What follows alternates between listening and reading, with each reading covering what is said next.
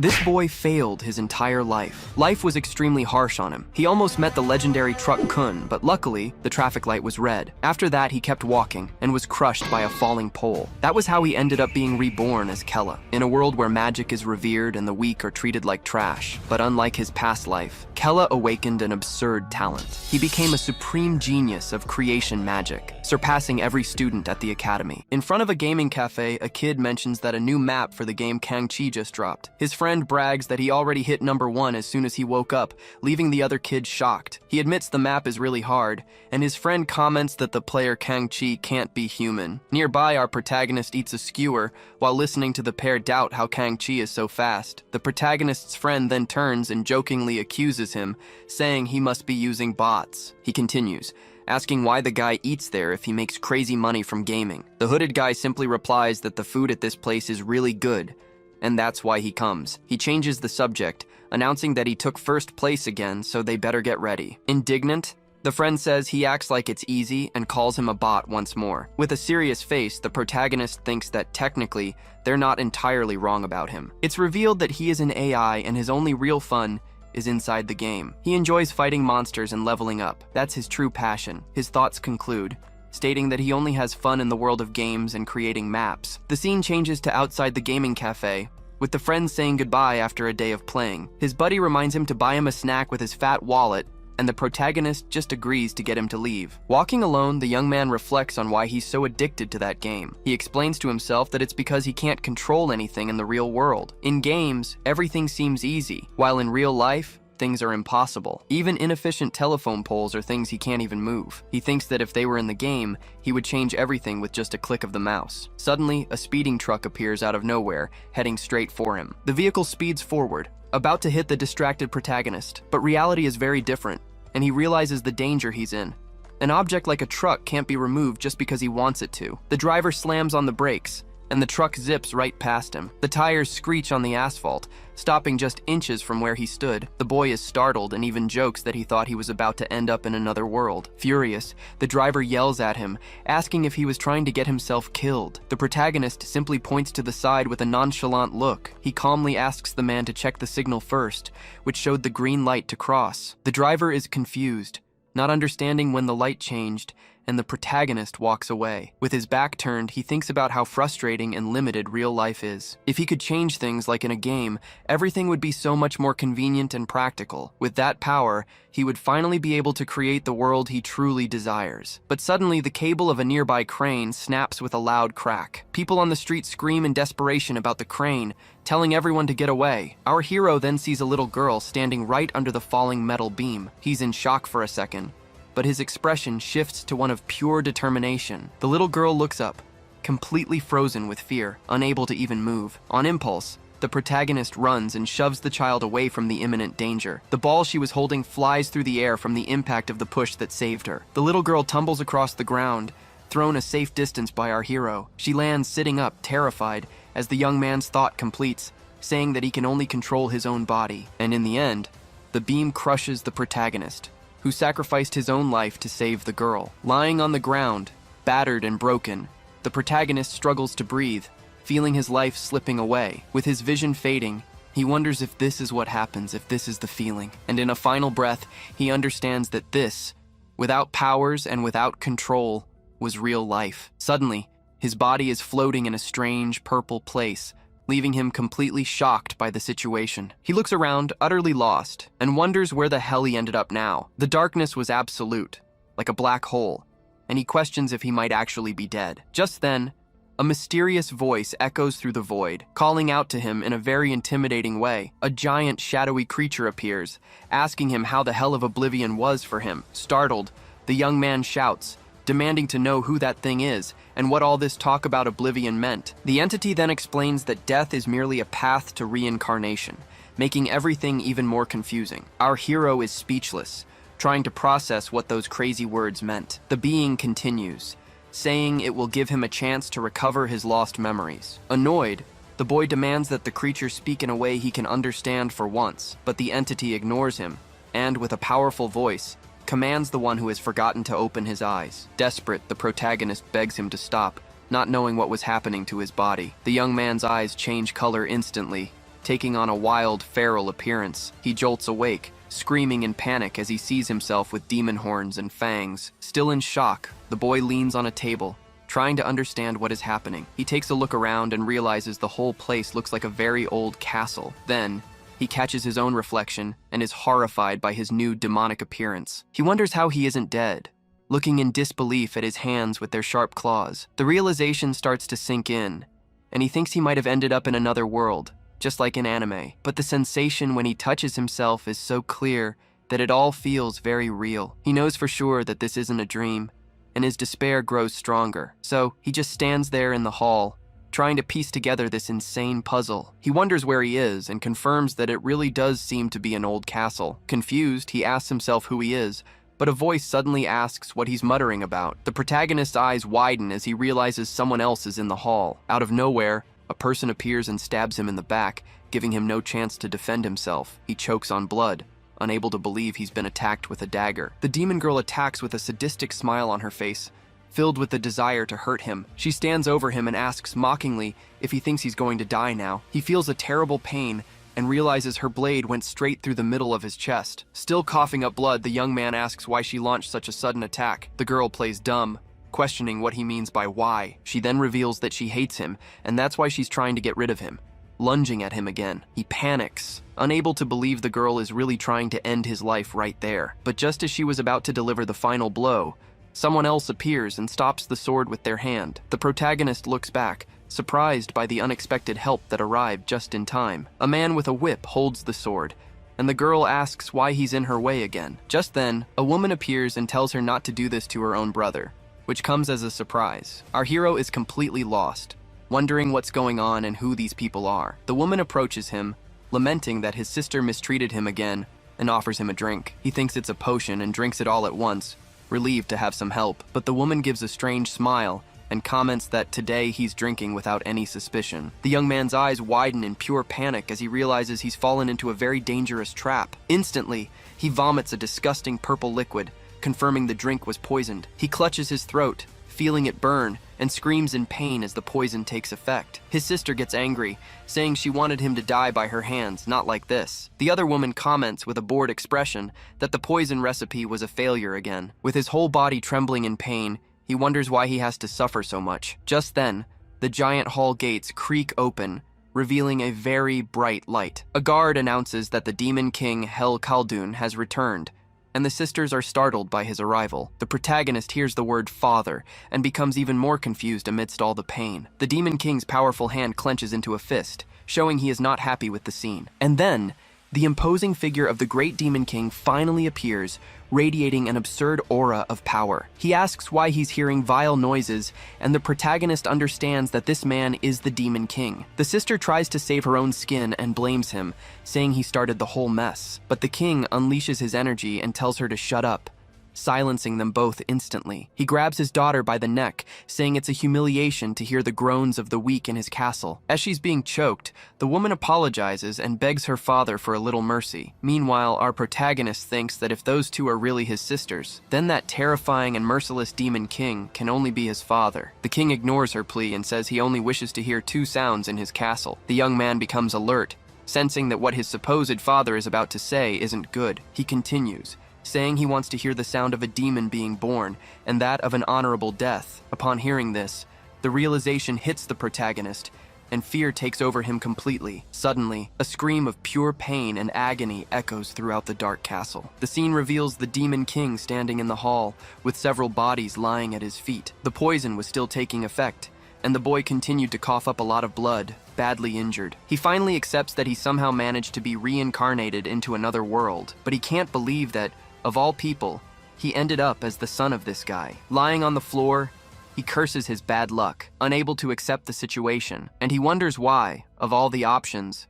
it had to be the Demon King. The scene shifts to a flashback, with the protagonist as a child, crying and calling for his mother. He explains that his sister Caldera stabbed his eye with a fork, and his mother only laments his pain. The boy keeps crying, saying his other sister, Tarmi, also poisoned his food. With a cold gaze, his mother tells him that in that case, he needs to take action. She then advises him to pay them back in kind, just like a true demon would. But the boy is scared, and warns her that if he does that, His sisters might kill him. With a cruel smile, she says then he just needs to kill them first before they kill him. The little boy is in shock, a tear rolling down his face as he can't believe her words. We are told that his father killed 12 siblings to become the great demon king. His mother repeats her advice, saying that if someone tries to kill him, he must strike first. At that, she pulls a dagger from behind her back, preparing to teach him a lesson. And without hesitation, she stabs him from behind, making the boy scream in pure pain and surprise. As she hugs him,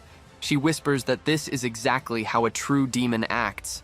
He screams for his mother in agony, and she asks if he has finally understood the lesson. Back in the present, the protagonist wakes up with a scream, jolting out of the horrible nightmare. A servant approaches the bed and asks if he's awake, finding him panting. He realizes this is the body he reincarnated into, and all of that were Kella's memories. Then he looks at his own body and notices that all his wounds have healed on their own. We are told that Kella has a regenerative ability far above normal. The servant informs him that Lord Kella has slept for a long time, while he stares at his hands, confused. She then tells him to get up as the family meal is almost ready, and he obeys. We're informed that Kella, being more timid, was always despised by his siblings. In a flashback, Rin suggests an outfit, but he complains that his brother's servant dresses him. He then jokes that she could help him too, but the old Kella refuses, completely embarrassed. In another memory, the servant tells him to clean the blanket, and he finds it strange since it's her job. He also remembers finding Rin sleeping soundly in his bed, making herself at home, and even when she sent a doll to do her work, leaving the old Kella shocked. Our protagonist reflects on how weak Kella was, letting himself be intimidated by a servant. But with a serious look, he decides that the Kella of today will be very different. He then clenches his fist tightly, showing all his new and great determination. He realizes that the old Kella was bullied his entire life, and it's not so different here. With a determined look, he understands that in this place, those who seem weak simply die. He then walks with his servant towards the royal family's large dining table. The Demon King glares at him seriously and warns in a deep voice that Kella is late. The king's presence is so overwhelming that the protagonist understands why he's the boss here. He sits at the table and apologizes for the delay, already bracing himself for what's coming. But his sister greets him with a very strong kick from under the table. The surprise attack comes with a stab to the leg, showing the family's affection. He grinds his teeth, trying to endure the pain so he won't look weak in front of everyone. His sister then taunts him,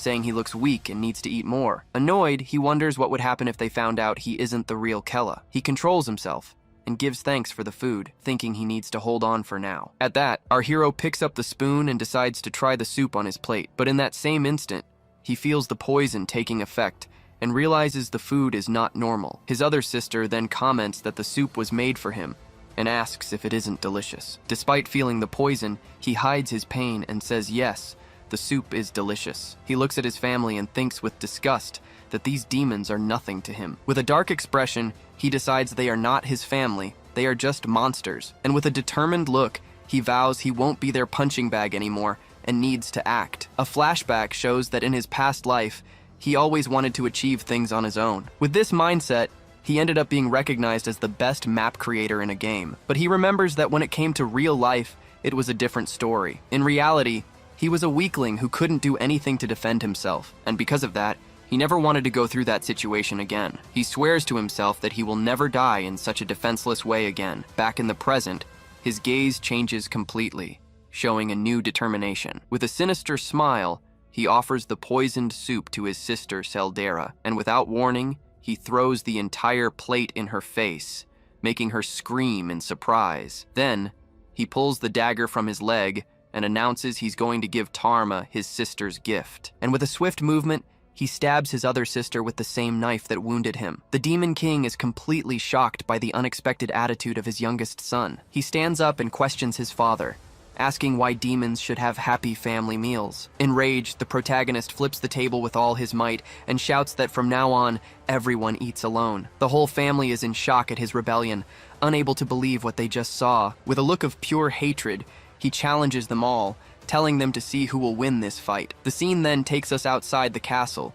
showing the grandeur of the demon's fortress. With a satisfied smile, the young man thinks that the feeling of rebelling was very good, but we are shown that after that, he took a violent beating from his furious father. Even so, he managed to recover quickly, which leaves him quite surprised with his body. He looks at his own hand and can feel a strange power coming from within him. At that moment, He realizes he truly is the son of the Demon King, having inherited incredible powers. Now, the protagonist is curious to know how strong this new ability of his really is. The servant informs him about the demonic power class, but he cuts her off, telling her to stop giving him orders. She is stunned by his sudden change, wondering why he's acting this way. Alone, the young man reflects on this upcoming demonic power class. He thinks that, according to Kella's memories, this is one of the worst experiences he's ever had, but even so, the young man knows he has no reason to skip it, so he's going to face it. The scene changes to the training ground, where the instructor announces that Caldera and Tarm won't be coming today. At this, our hero recognizes some guys in the crowd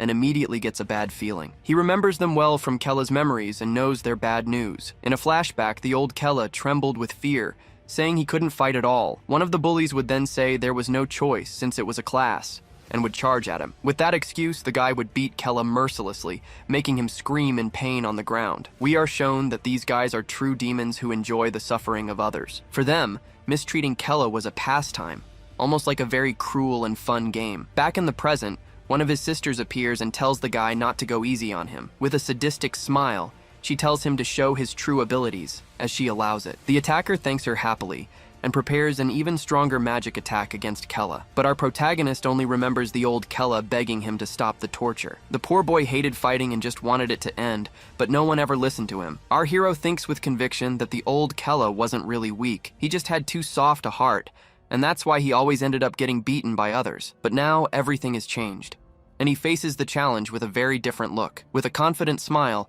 he decides he's going to use this new strength the right way. On a training ground, an instructor with glasses asks who was fighting earlier. A red-haired guy answers that it was him and Kella, approaching with a mocking attitude. He keeps provoking him, saying with a smirk that he should have called Kella Sir. Kella gets furious at the disrespect, while the other guy falsely apologizes. The instructor then orders them both to start the second round right there in front of everyone. The redhead gets ready to fight, concentrating a purple energy and asking if Kella is ready. In the crowd, the other students mock them, saying that young Master Kella is going to get beaten up again. He hears the malicious comments, getting even more irritated by the whole situation. His opponent cracks a wicked smile, clearly enjoying Kella's suffering. But Kella thinks that he and his rival are similar in many different ways. The scene changes to a flashback, showing that he was also bullied in his past life. Back then, he had no money or strength, and everyone despised him for it. But he decides that all of that is in the past, releasing a powerful blue aura. His eyes glow intensely, and the energy explodes around his body with full force. The rival is in shock, unable to believe Kella had so much hidden mana. The other students are stunned by the mana, wondering if it's even real. His opponent is paralyzed with fear, unable to move due to the pressure. Kella then advances and says he'll go easy on him, asking him to withstand just one blow. With a blow shrouded in energy, he lands a direct hit on his rival with incredible impact. He finishes the attack with another strike, smashing the guy into the courtyard ground. The crowd is in shock, as his adversary couldn't even react to the attack. Even the instructor is desperate, wondering if the boy died from the hit. But the rival was on the ground, all busted up and spitting blood, but still alive. Kella looks down on him, asking how he dares to speak that way to the son of the Demon King. Terrified, the guy begs for forgiveness, calling him Lord Kella for the first time. He then warns him not to make the same mistake again, or next time he would die. The students can't believe it, because that was definitely the same loser Kella as always. Then, Kella turns and calls out to the instructor, who cowers, terrified of him. With a frightening smile, he asks if the instructor shouldn't continue the lesson now. In the middle of the crowd, the servant Rin also watches everything, shocked by Lord Kella's strength. Rin thinks that he's definitely acting very strange, completely different from his usual self. From a distance, she also sees Kella's father, Hel Khaldun, observing everything from the balcony. In the courtyard, Kella stands beside his rival's unconscious body on the ground. Hel Khaldun just stares at the scene from above, showing no reaction. The scene changes to the family castle, where someone shouts that they can't forgive this. In a medicinal bath, Caldera is furious, but Tarmi asks her to calm down. Tarmi then reminds her that she doesn't have the same absurd regenerative power as Kella, but Caldera freaks out, yelling that this is also strange and she wants to know why. Calmly, Tarmi concludes that it seems Kella has gone through some kind of change. Elsewhere, Kella is furious, shouting that dinner will be separate from now on. The sudden news leaves the entire family, including Hel, quite surprised by his attitude. Just then, Tarm notices something different in her father's expression, Hel Khaldun. It's explained to us that, even if for just a moment, Their father gave a faint smile. She's in shock, as he smiled for the first time in their lives right at that moment. Caldera gets even more enraged, screaming that she can't believe her father smiled because of Kella. Tarmi agrees that it's not normal, noticing Kella's sudden change. But Caldera, still angry, asks what she means by that. Tarmi then says she knows Caldera would rather die than join her. The unexpected statement leaves Caldera surprised, not understanding where she's going with this. She then proposes that they stop fighting so they can take care of Kella together. With a smirk, she shows she's very confident in her proposal. Caldera thinks for a moment and agrees that the idea doesn't seem so bad after all. The two then decide they will kill Kella before he draws any more of their father's attention. The scene returns to the classroom, with Kella feeling that something is wrong. Then, the image of a demon with a huge, terrifying smile appears to us. It's explained that this was the former demon king, known to all as Turk Khaldun. The instructor continues his history lesson, talking about the great deeds of the past. Kella finds his appearance horrible, thinking he looks like a real demon. But the instructor explains that Sir Turk only died because of a cowardly plan by the Sky Guild. He continues, saying that ever since, several guilds have gathered near their kingdom. It's explained to us that Kella already had this information in his memory somehow. The scene changes, and we see Kella on the balcony, thinking that because of these guilds he can't even escape the castle, feeling completely trapped. Desperate, he kneels and curses himself for having to live forever in that place. Back in the classroom, Kella listens to everything with a serious and determined expression. The instructor warns that, along with the Sky Guild, they are planning to attack the Demon Kingdom, and to help King Hell wipe them all out, the students needed to train. Therefore, he orders everyone to give it their all in combat classes from now on. The students shout in response, saying they will fight for the honor of all demons, but Kella remains quiet, just observing and thinking about the whole situation. The scene changes, and we see him sitting on the castle roof, looking at the horizon. He surveys the vast territory and realizes he needs to find a way out of there. He knows that if he stays trapped in that castle for much longer, he could die at any moment. He might be killed by his treacherous siblings. Just then, he asks Rin if his father is really leaving in 3 days, and she confirms. He then turns to Rin and asks if she knew something very important. Kella reveals that the castle has a weakness, leaving the girl confused by the sudden statement. He explains that there is no map architect to help use the terrain in battle. Because of this, the enemy guilds are using abandoned territories to attack them. So he decides he will use the time before the expedition to map the entire area. He wants to do this so his father, Hel Khaldun, can destroy every single one of the enemies. With a confident smile, Kella states that he will help his father win this war, but he thinks to himself that now he can finally prepare to truly escape from there. He realizes the map is different from reality, and that he can create it however he wants. Just then, Kella yells for Rin to create a secret office in the castle's basement right now. He explains that he needs a space to work without his father discovering his plan. The scene changes to a dark room, lit only by torches with magical flames. Inside, Hel Khaldun is sitting, releasing an intimidating pink energy. He thinks that Kella won't be able to escape his sight, already suspicious of his son. Then he stands up, deciding he needs to do something before it's too late. Kella's father decides he needs to see what's going on with his own eyes. Back in the basement, Kella makes a disgusted face and asks what this is. Rin shows him the dusty place, and he's disgusted by the horrible office. She says it was the best she could do in secret, but he yells at her to do it right. He thinks that sometimes he needs to treat her more firmly to command respect. The servant gets scared, thinking he's not the same Kella she once knew. But deep down, she feels that despite everything, something about him had changed for the better. She ends up thinking he's become cooler, and starts falling in love with her new master. He then yells at Rin, telling her to stop staring and get him a cup of coffee. Desperate, the servant runs off, shouting that she'll get the master's coffee. Alone in the office, Kella confirms she's gone and that he can start his plan. He looks at the map, thinking that this castle holds no hope or dreams. But with a determined look, he says it's now time to create his own map. The scene cuts to Rin, who runs through the castle halls, still yelling about coffee. Suddenly, she stops in her tracks, realizing she doesn't even know what coffee is. Just then, she hears a deep, scary voice calling her name nearby. It was Hel Khaldun, who asks what she's doing in the basement without Kella around. With a serious look, he demands to know where Kella is at that exact moment. The servant panics and starts to stutter, not knowing how to answer her king. He orders her to answer, but she remembers Kella asked her to keep it a secret. The scene cuts to the secret office door, showing Kella is still inside. He's completely focused on the map, finding it all very fun to do. It's then revealed that he's lucky, as this world is just like a game he knows. He draws on the map and thinks that, deep down, he's having a lot of fun doing this. He remembers that in his past life, The thing he loved most was creating maps. Suddenly, the secret office door begins to shake violently. Then, the door explodes, and Kella is thrown back by the magical impact. It was Hel Khaldun, who yells that he can't believe he created an office without telling him. Kella is in shock, wondering how Hel managed to find him down there. Without a second thought, his father lunges forward and pierces his chest with his bare hand. He then whispers that if Kella wants to kill him, he shouldn't hide like a coward. The young man spits up a lot of blood, unable to believe his own father's brutal actions. He feels an absurd amount of pain and realizes this is the power of the great demon king. His body covered in a cold sweat, he's sure he's going to die for real this time. In desperation, he yells for his father to look at the map he just drew. But Hel holds him in the air and asks what the hell he's looking at on that paper. Even while injured, Kella explains that the castle's surroundings are bad for battles. He says that if they change the geography as he's drawn,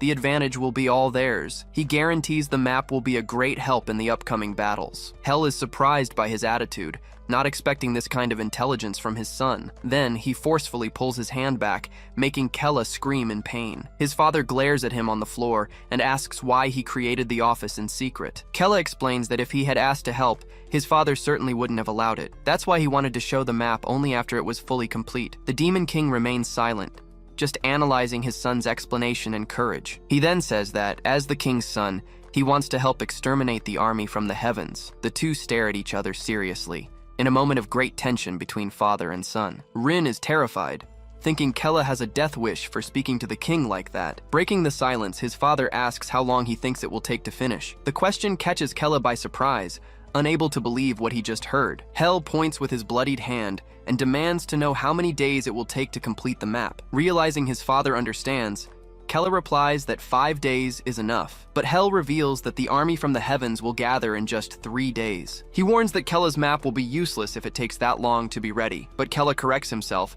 saying he can finish it in 5 hours, not 5 days. The boy's confidence leaves Hel Khaldun shocked, unable to believe such audacity. He guarantees that in 3 days the construction will be ready and asks to lead the plan. His father stares at him, seriously analyzing the proposal and the determination in his eyes. With a surprised look, he seems to consider the possibility for the first time in his life. So he agrees and tells Kella to try and complete the map, giving him a vote of confidence. But, as he turns, he warns that if Kella is just bluffing, he will personally tear the boy to shreds along with that map he drew. Even while bleeding, Kella confirms with a smile, promising he'll do his best. With that, the Demon King finally turns and leaves the secret office. Alone, Kella celebrates, winking and happy to have convinced his father. But suddenly, the pain from the wound returns with full force, and he feels a sharp pang. He can't bear the pain and ends up vomiting all the blood that was stuck in his throat. It's then that he realizes that Demon would have really killed him if he wasn't useful. Rin is shocked,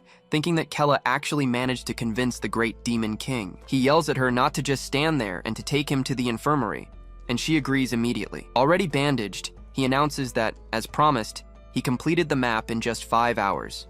With that, the castle's forces gather and begin a large-scale construction. The kingdom's mages use illusion magic to hide the entire construction area. They transform the area's geography so the enemies won't notice the change. Kella thinks that his new map was being created exactly like it was in the game he used to play. With a satisfied smile, he concludes that everything went exactly according to his plan. The scene changes to the Sky Guild's camp, where someone screams in total shock. It's the guild master Hermeson, who discovers they're transforming the battlefield. A knight explains that they found out the demons were using illusion magic. He then asks if they should attack and stop them, but the master becomes thoughtful. With a serious look, Hermeson replies that, no, they won't do anything for now. He gives a little smirk, thinking that doing so now would be useless, as it was already too late. It's then revealed that in 3 days, the strongest squad from Talawa would arrive. It's then revealed that the strongest elite squad, the Talcan, is on its way. It's explained that this squad was formed over decades and is finally complete. Hermeson laughs, saying they will defeat the Demon King Hel with this elite troop. Flying on a dragon,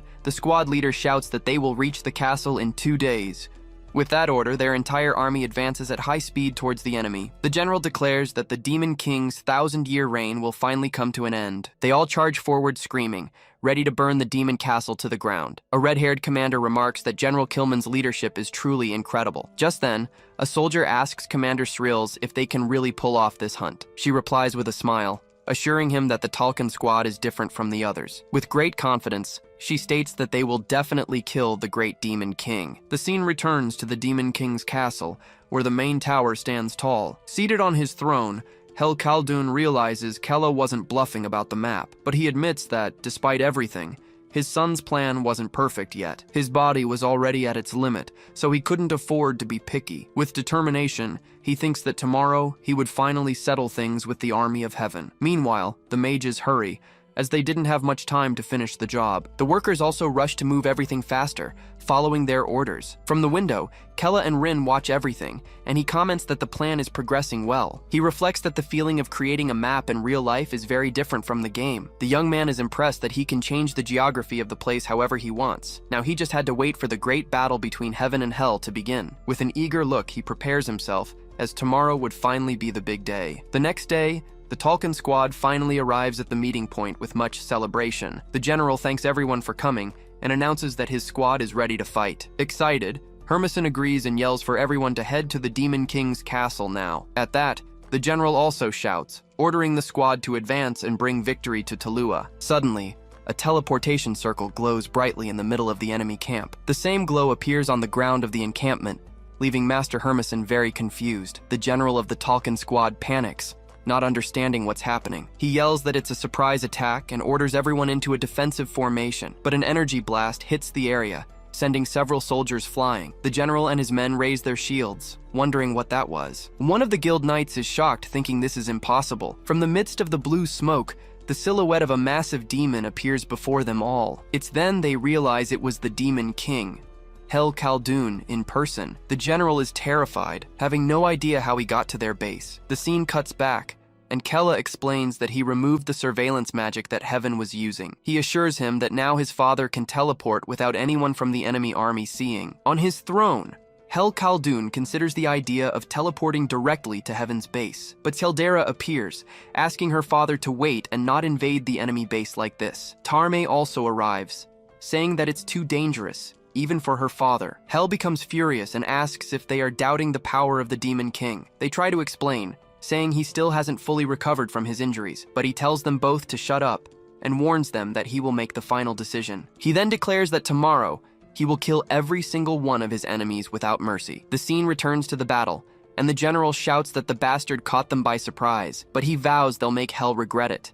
because they are the Talcon squad. With that, he raises his weapon and orders the entire squad to begin an all-out attack. Hel Khaldun concentrates, releasing a blue energy aura to prepare for combat. His energy explodes with full force, creating a giant crater on the battlefield. Far away, Kella is on top of a tower, watching his troops gather. He thinks that he has finally gathered all his forces to begin the attack. With a determined look, he shouts that all preparations are finally complete. Then he gives the order, commanding all his monsters to charge forward now. Following the order, a horde of orcs and other creatures advances on the enemy. One of the knights despairs upon seeing the castle's forces coming at them. Suddenly, bizarre monsters start emerging from under the ground, catching everyone by surprise. The soldiers realize they're in an ambush and shout to stop the demons from advancing. From the top of the tower, Kella just clenches his fist tightly, watching the scene. He stares at the battlefield, taking in everything that was unfolding. With an evil smile, he confirms that everything is going according to his plan. But suddenly Tarmi appears from behind and calls out to him, saying she's finally found him. She says she doesn't know why he did this, but his plan won't succeed. Seldera also arrives, warning that she wouldn't be doing this if he hadn't crossed the line. Shocked, Kella turns around and sees his two sisters there, ready to betray him again. With a green energy weapon, Tarmi tells him to die, as there's no place for him here. Without hesitation, she lunges forward and runs Kella through the stomach with a swift, precise strike. The energy blade pierces his body, causing a very serious wound to the young man. He looks down, feeling the immense pain of the blow and screaming in agony. With a smile, Tarm gets ready and calls for Seldera to finish the job now. Then Seldera moves in, saying that not even his regeneration can save him from this. With a single blow, Seldera rips off Kella's head, shouting that regeneration is useless. The two sisters then let out an evil laugh, enjoying the tragic scene before them. Kella's head flies off, and he's shocked by the betrayal, unable to believe what just happened. In that moment, he realizes this is his end. defeated by his own sisters. In a shocking scene, Kella's decapitated body is thrown from the top of a wall. His corpse plummets in a freefall as rain and a strange energy fill the sky. We get a close-up of his head falling, eyes wide with shock and terror, and then the body and head hit the ground with a dull, violent thud. Even on the ground, Kella's head is still in agony, trying to let out one last breath. Up on the wall, Tarm and Caldera watch the scene, celebrating that they've finally defeated him. But suddenly, a blade with a blue aura appears out of nowhere, completely surprising Tarm. It was Caldera who stabbed her ally in the back, shouting that she found her weak spot. She mocks Tarmi's speed as she mercilessly shoves the dagger even deeper. Tarmi looks at the weapon, shocked, as she recognizes her mother's forbidden dagger. But Caldera doesn't care, saying rules are useless and weapons are made to be used. Tarme is furious at the betrayal, questioning if her sister would really do this. With a wicked smile, Caldera warns that if she kills her now, she'll be the only one left. She reveals that this way, she'll become the sole remaining successor to take power. Feeling the pain and rage, Tarm grinds her teeth and screams Caldera's name. Filled with hatred, Tarme charges forward, screaming that she'll kill Caldera for her betrayal. Caldera steps back with a smile, saying the fight was over the moment she stabbed her. The two then exchange a violent blow, releasing an energy that explodes across the courtyard. The camera focuses back on Kella's head, which was watching everything from the ground. He reflects on how they could be so cruel, wondering about the nature of demons. But then he realizes they were exactly as he'd always imagined them to be. At that,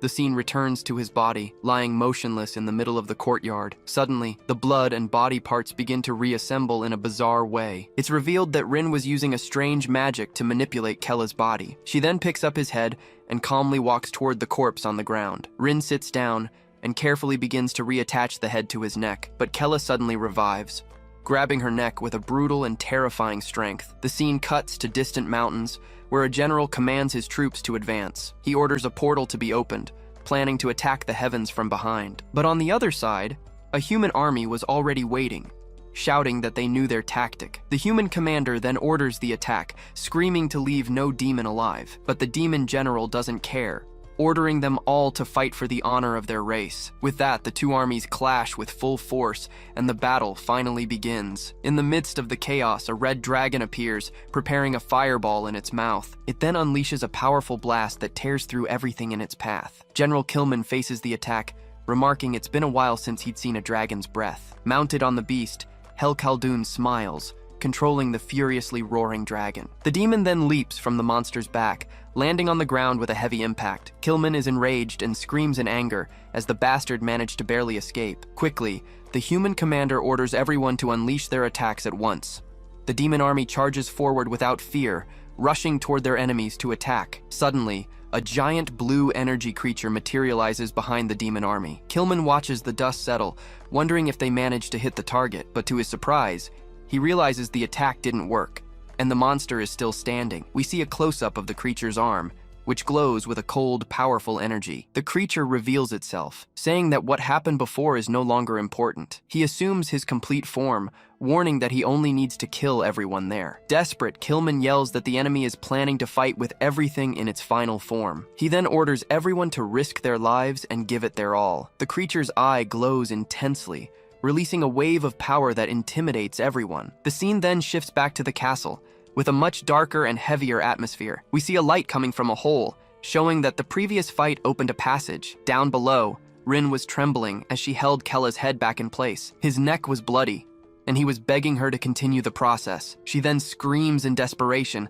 pleading for it to work quickly. A flashback begins, with Rin shouting about how disgusting it was and wondering when she would get used to it. Kella, missing an arm, screams in pain and tells her to hurry up and put it back. We see a close-up of her pressing the limb into place as he writhes in the agony of regeneration. With a sweaty face, Rin fearfully asks if the process was finally over, but Kella looks at his hand and confirms that, as expected, it had worked again. He then announces that the next step would be to do the same with his head, terrifying Rin. Kella explains he needs to test it with his head, leaving Rin completely distraught at the idea. He asks her to cut it carefully, but Rin refuses and screams that she doesn't want to do it. The flashback ends, and back in the present, Kella says that's enough experimenting for now. He then instructs Rin to find Caldera's servant and tell her exactly what he said. The girl is visibly tense with the task, but she knows she can't disobey his orders. With a nervous performance, she goes to the other servant to pass on the false information. Rin says that Kella is planning to kill the young master Seldera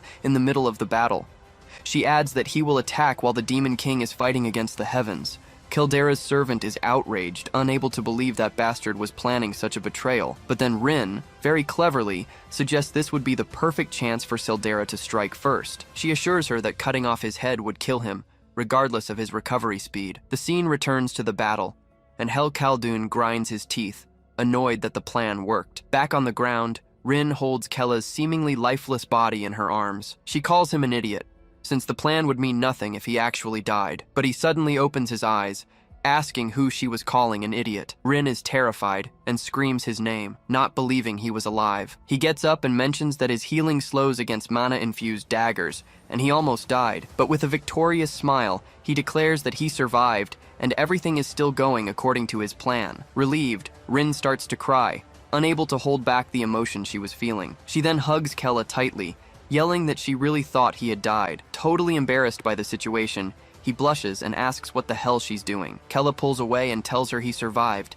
so she can stop because he needs to go now. Then, he summons the contract seal, declaring that he will break the pact between them. With his hand outstretched, he grants complete freedom to his servant, Rin. A magical aura surrounds the girl, who is in shock and can only whisper his name. He explains that now that the contract is over, she has no more obligations. With one last smile, Kella turns and tells her to live the life she always wanted. Rin stands paralyzed, completely speechless at her master's sudden action. He then walks toward a light, preparing to leave the place for good. A flashback reveals a young Kella asking her to be his friend, not his servant. Back in the present, the memory makes Rin cry as she understands his feelings. She runs and yells for him to take her with him, but Kella tells her not to follow. Rin insists she'll go with him, but he yells that she'll just get in the way. The scene cuts back to the battle, and a wounded General Killman calls Hel Khaldun a monster. It's revealed that Hel's arm had also been torn off, gushing blood onto the ground. But even completely battered, he was still standing, which left Killman utterly shocked. The general realizes that the being before him was the great demon himself. Angrily, Killman admits it's frustrating, but he just can't defeat this guy. He realizes it doesn't matter who comes, because no human can stop this disaster. Then, Hel silently turns his head, observing the destruction caused by the long battle. He sees that the human army was almost completely annihilated in the clash. His eyes continue to scan the field, analyzing the outcome of that terrible war. And the same happened to his own soldiers, who were also mercilessly slaughtered. The camera focuses on another of his fallen warriors, showing the brutality of the combat. With a bloody mouth, he starts calling for Seldera, Tarmi, and also for Kella. We see up close that it wasn't just his arm. His neck was also slashed. He then closes his eyes and realizes that, in the end, his children will not come to help him. But he concludes that this was his fight, and he will use every last drop of his mana. On the battlefield, Hel declares that now everything will finally end, releasing his energy. Far away, Kella and Rin were running desperately through a dark tunnel to escape. He then spots an exit of light, realizing it was the way to escape surveillance. With a relieved smile, he thinks that once he gets there, he'll finally be free. But suddenly Rin stops him, yelling for him to wait and leaving Kella confused. A barrier of blue lightning appears out of nowhere, completely blocking their path. Another purple energy appears, and Kella wonders what it is, smelling blood. The two look on, frightened, as Kella confirms the strong scent of blood he smelled earlier. A hooded figure appears, mocking Hel Khaldun for trying to evacuate his children. He reveals he knew to hide there, leaving Kella and Rin cornered. And to make matters worse, it wasn't just one, but an entire squad waiting for them. Kella becomes furious, realizing the enemies had placed a watch team at the exit. The squad leader reveals he knew about the construction and won't let anyone from the royal family escape. He points directly at Kella and orders his men to kill him without a second thought. But Rin steps in front and creates a shield,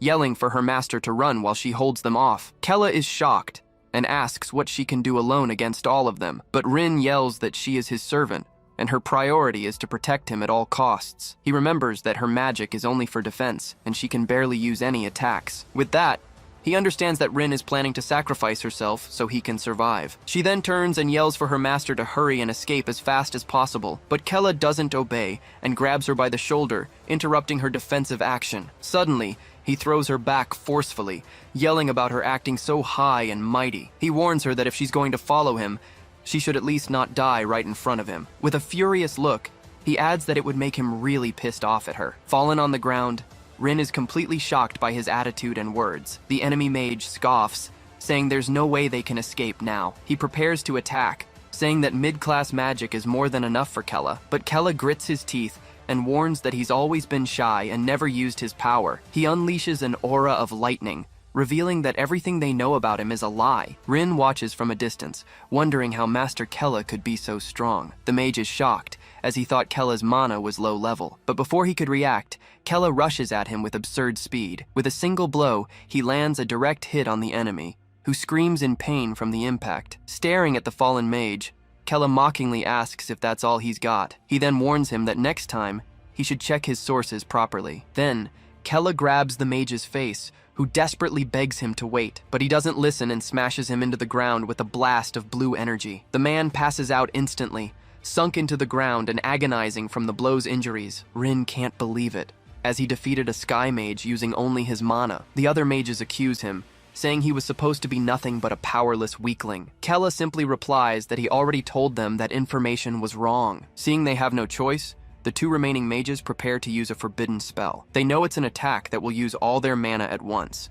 It's a risky gamble, because if the attack fails, they'll be the ones to die in the end. Seeing the danger, Rin runs and desperately yells for her master to fall back and get out of there. The spears of light pierce through Kella's body, who is shocked by the surprise attack. But it was actually Rin who jumped in front, taking all the damage and screaming in pain. Kella tries to move, but realizes his body has been paralyzed by the spear's magic. With her last bit of strength, Rin turns and calls her master's name, badly wounded. She then apologizes, saying that unfortunately she couldn't protect him this time. The two mages breathe a sigh of relief, as their risky attack worked perfectly. The leader prepares for the final blow, warning that this was the end for Kella, but his partner suggests they deserve a reward after all their hard work. He then grabs Rin with a disgusting smile, asking if it wouldn't be fun to play with her. Outraged, she yells that she knows everything they've done against the demon race. The mage threatens her with a dagger, telling her to shut up and wait her turn. Watching the scene, Kella realizes that the humans of this world treat others like objects. The leader then turns to him, saying he'll first kill the Demon King's baby. Kella looks at the exit,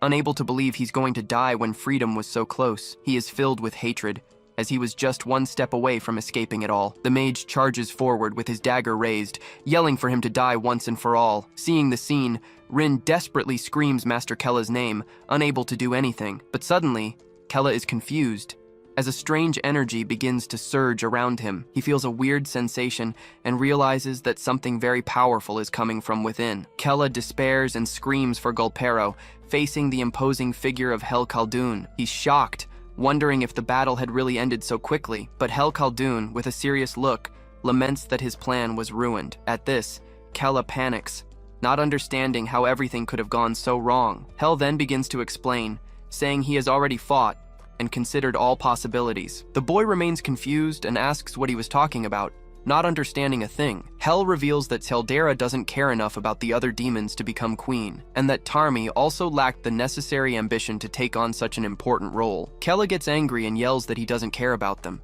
demanding to know how Hel got there. He then reveals that a demon king can pass his mana to his bloodline before he dies. The young man is in shock at the revelation, stuttering in disbelief. We are shown that even for a short time, his father managed to be king. With this, Hel states that he saw in Kella the best candidate to be a true demon king. Desperate, Kella throws his hands forward and shouts that he was gravely mistaken. But Hel Khaldun formally introduces himself, ignoring his frightened son's pleas. Hel decides to pass all the remaining mana in his body directly to his son. He then declares that his heir's name is Kella Khaldun, the future king. With that, a dark and powerful energy surges toward the terrified boy. Kella screams in desperation, begging his father to stop this madness right now. But Hel stares at him with a serious gaze, calling Kella's name one last time. He then asks his son not to mourn his death, but to act like a true demon. The scene cuts to the battlefield, showing Hel Khaldun's blood-covered face. Commander Shrills, panting and wounded, whispers the name of the great Demon King. She then announces to everyone that the Demon King was finally dead. In the background, we see the fallen body of General Killman, his spear cast aside. It's revealed that the general sacrificed himself for them to achieve this victory. Srills falls into despair, screaming and mourning the death of her companion. The news spreads, and the other soldiers are shocked to learn what happened. A cry of euphoria echoes, celebrating that the Demon King Hel Khaldun has been defeated. But at the last second, Hel's eye moves, revealing he heard everything. Kella screams in pain as an absurd and dark energy takes over his body. Just then, a spear of light is shot toward the demons, nearly hitting them all. Rin is shocked to realize that young Master Kella's mana dispersed the attack. The Sky Mages panic, not understanding how his mana increased so much. Suddenly, Kella begins to laugh sinisterly, leaving everyone confused. He raises his head with a malevolent look and whispers his father's name, Hel. The boy then wonders if Hel is truly dead, recalling his imposing image. With a grin from ear to ear, he celebrates that his plan has finally succeeded. Desperate, the mages realize they're out of mana and shout that they need to escape, but Kella steps in front of Rin and, with a serious look, tells her to get back. He feels an infinite void of darkness,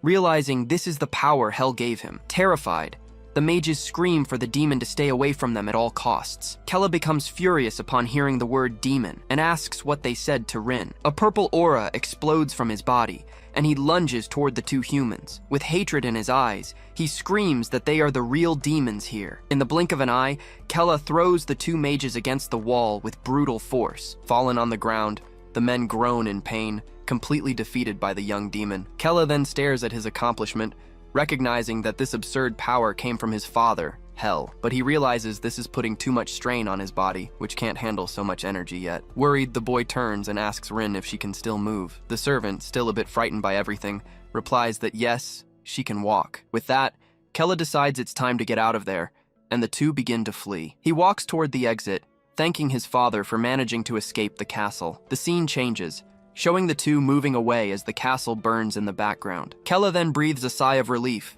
tasting freedom for the first time in his life. He starts to laugh, a laugh of pure happiness and satisfaction at his success. Now, with a confident smile, he says he can go wherever he wants and live as he pleases. But suddenly, a beam of blue light appears out of nowhere, cutting across the sky. Kella is caught in this strange light and asks what it is, as Rin gets scared. The girl then screams in a panic, warning that it's a teleportation spell. Kella is completely shocked by the light, not understanding what's happening. In an act of desperation, he yells for Rin to grab his hand quickly, but the girl is paralyzed, staring in fear, unable to react in time. With that, a giant pillar of light descends from the sky, engulfing the young demon. The scene cuts, showing us an overhead view of a city full of houses. It's then revealed that the place is an island, which seems to be some kind of academy. Just then, the same beam of blue light appears, pinpointing the exact arrival location. Kella and Rin look around, and he angrily asks where the hell they ended up. Rin looks around, completely lost, and calls out for her master, Kella. She then says she didn't know he could use teleportation magic, but he denies it. We're told it was an alarm spell of sorts, causing an image of Hel to appear. Kella reveals that his father placed it on them, in case he died one day. Just then, Rin realizes all her wounds have been healed, leaving her surprised. He deduces they must have spent about 3 days inside the teleportation space. He believes his father did it on purpose, so they could heal during emergencies. Rin is shocked, realizing it was a healing and teleportation spell all in one. Kella reflects that by placing these spells, his father truly cared about his children. With that, Rin asks if the Demon King had really died, and he confirms it. The boy turns with a smile, stating that everything went just as he had planned. The servant then makes a decision and starts talking to her master about the future. With a determined look, she asks him to become the next Demon King. Kella turns in surprise and asks why he would do something like that now. She explains that seeing how he has changed, she realized he is the only one worthy of the throne. Rin swears her loyalty, promising to do her best as his servant until he becomes king. Kella is completely confused, thinking she probably misunderstood his plan, but he sighs and ends up accepting, since he's in need of a little help. The girl is surprised by his answer and asks him to wait a bit for her. The scene cuts, showing a giant, beautiful castle surrounded by many trees. As they walk, Kella recognizes the place, making both him and Rin very apprehensive. It's then revealed that they are in the country of magic, a place called Arsal. There, they train young talents with the sole purpose of defeating demons. A giant banner confirms the news, celebrating the death of the Demon King, Hel Khaldun. Kella and Rin panic, unable to believe they ended up right in the middle of enemy territory. He becomes very worried, knowing what could happen if they were discovered there. Rin then suggests they use transformation magic before anyone can see them. He agrees immediately, and the two prepare to quickly change their appearance. Now disguised, Kella asks Rin to tell him everything she knows about the place. She explains that Arsol is a small island on the eastern border of the kingdom of Talua. Rin explains they are blessed by a giant cryptid named Watergore, which lives in the sea. This blessing allowed for the natural development of magic, and thus they trained very powerful mages. As part of the Talua kingdom, they have been enemies of the demons for a long time now. Kella listens to everything and wonders why his father sent him to such a dangerous place. At this, Rin gets desperate and says they need to get out of there as soon as possible. But he calmly explains to her that escaping requires some preparation first. The boy knows that to achieve his dreams in this world, magic is very important, and in this country, he realizes that absolutely everything is done through the use of magic. Even the common buildings use magic, and some even float in the sky. He thinks that if he learns the magic from here, he'll be able to build more things than he could in the game. Suddenly, Rin's stomach rumbles loudly, leaving the girl dying of embarrassment. Seeing this, Kella decides they should get something to eat first. She then grabs Arsol's famous magical dish, her eyes sparkling with desire. They both try the food and love it, and she shouts that it was absolutely delicious. All excited, Rin already points to the next stall, wanting to try a little of everything. Rin tries some bread and yells that it was also delicious, with Kella by her side. She starts pointing at everything, and he seriously considers just leaving her there. Then, they find a magic bar, and Kella sighs, telling her to relax a bit. Inside, a man announces free drinks to celebrate the death of the Demon King. Commander Sreels raises her mug, and everyone shouts the name of the great mage of Arsol. The crowd carries her on their shoulders, celebrating the victory of Sreels of Talcan. Kella and Rin, who are lightweights, join the party and celebrate the free drinks. Already a bit drunk, he thinks that maybe taking a break isn't such a bad idea. But suddenly, Commander Sreels notices the young man and becomes very interested in him. Kella and Rin keep drinking and laughing, already quite tipsy from the alcohol. With a mischievous smile, Sreels thinks they make a very interesting couple. Kella is sick on the street while Rin scolds him for drinking so much. She remembers he was the one who suggested drinking, right during the festival for his father's death. Just then, a man runs by, shouting to everyone that there's a new S-rank mission. Kella and Rin are confused, and he wonders what all the commotion in the city is about. It's explained that until now, the only S-rank mission was to hunt the great Demon King. Rin is shocked, wondering how there could be another mission of this level now. Curious, she decides to go see and drags Kella by force through the crowd. A new poster on the wall reveals that the Demon King's children are still out there. In the middle of the crowd, Kella and Rin stare at the poster, completely shocked by the image. Rin points frantically, as the new S-rank wanted target was young Master Kella himself. He freaks out and yells that his father is already dead, not understanding why he's the target. Rin quickly covers his mouth and plays it off, saying he's just really drunk. People comment that since it's Kella, the weakest son, the mission will be easy. Thinking it'll be just another B-rank quest, all the hunters get ready to go after him. Kella gets angry, realizing he needs to hide if he doesn't want to get caught. Kella turns with a serious look and tells Rin they need to leave. As they walk, she hesitates and asks what she should call him in public. He stays silent for a moment, thinking of a good name to use as a disguise. Then, he tells her to call him Chiwu, leaving the girl very confused by the choice. She questions what kind of name that is, and he yells at her to just obey. Rin comments that the situation is bad, as she didn't think they'd find him out so soon. But suddenly, Commander Sreels appears in front of them, right as they're trying to escape. With a smile, she asks if it's true about the new S-rank mission. Kella confirms awkwardly, and Rin says they were just taking a look. He then remembers that in the bar they called her the Hope of Arsol, and he realizes her importance. Sreels takes a sip, thinking that the Demon King's son is still alive out there. Kella and Rin whisper that the target is weak, so it won't be a big deal. The commander overhears their conversation and stares at them with a very suspicious look. At that moment, they both feel a chill down their spines and sense the imminent danger approaching. Sreels grabs Kella and asks if it's not a big deal that the Demon King's son is alive. Sreels stares at Kella and says she noticed something strange about them from the start. Rin panics immediately, thinking the commander has figured out their disguise. With a terrifying smile, the woman then says that the two of them must surely be. Kella and Rin are terrified, certain she's discovered their true identities, but she reveals they're just travelers who don't bathe and invites them to her house. The two are completely baffled, totally confused by the commander's invitation, but they immediately accept and celebrate, thinking they're finally safe from danger. The scene then takes us to a fancy mansion, with buildings floating under the moonlight. Inside, Kella relaxes in a luxurious bathtub filled with warm water from hot springs. He also receives a cup of tea and snacks he'd never seen before in his life. The boy picks up one of the sweets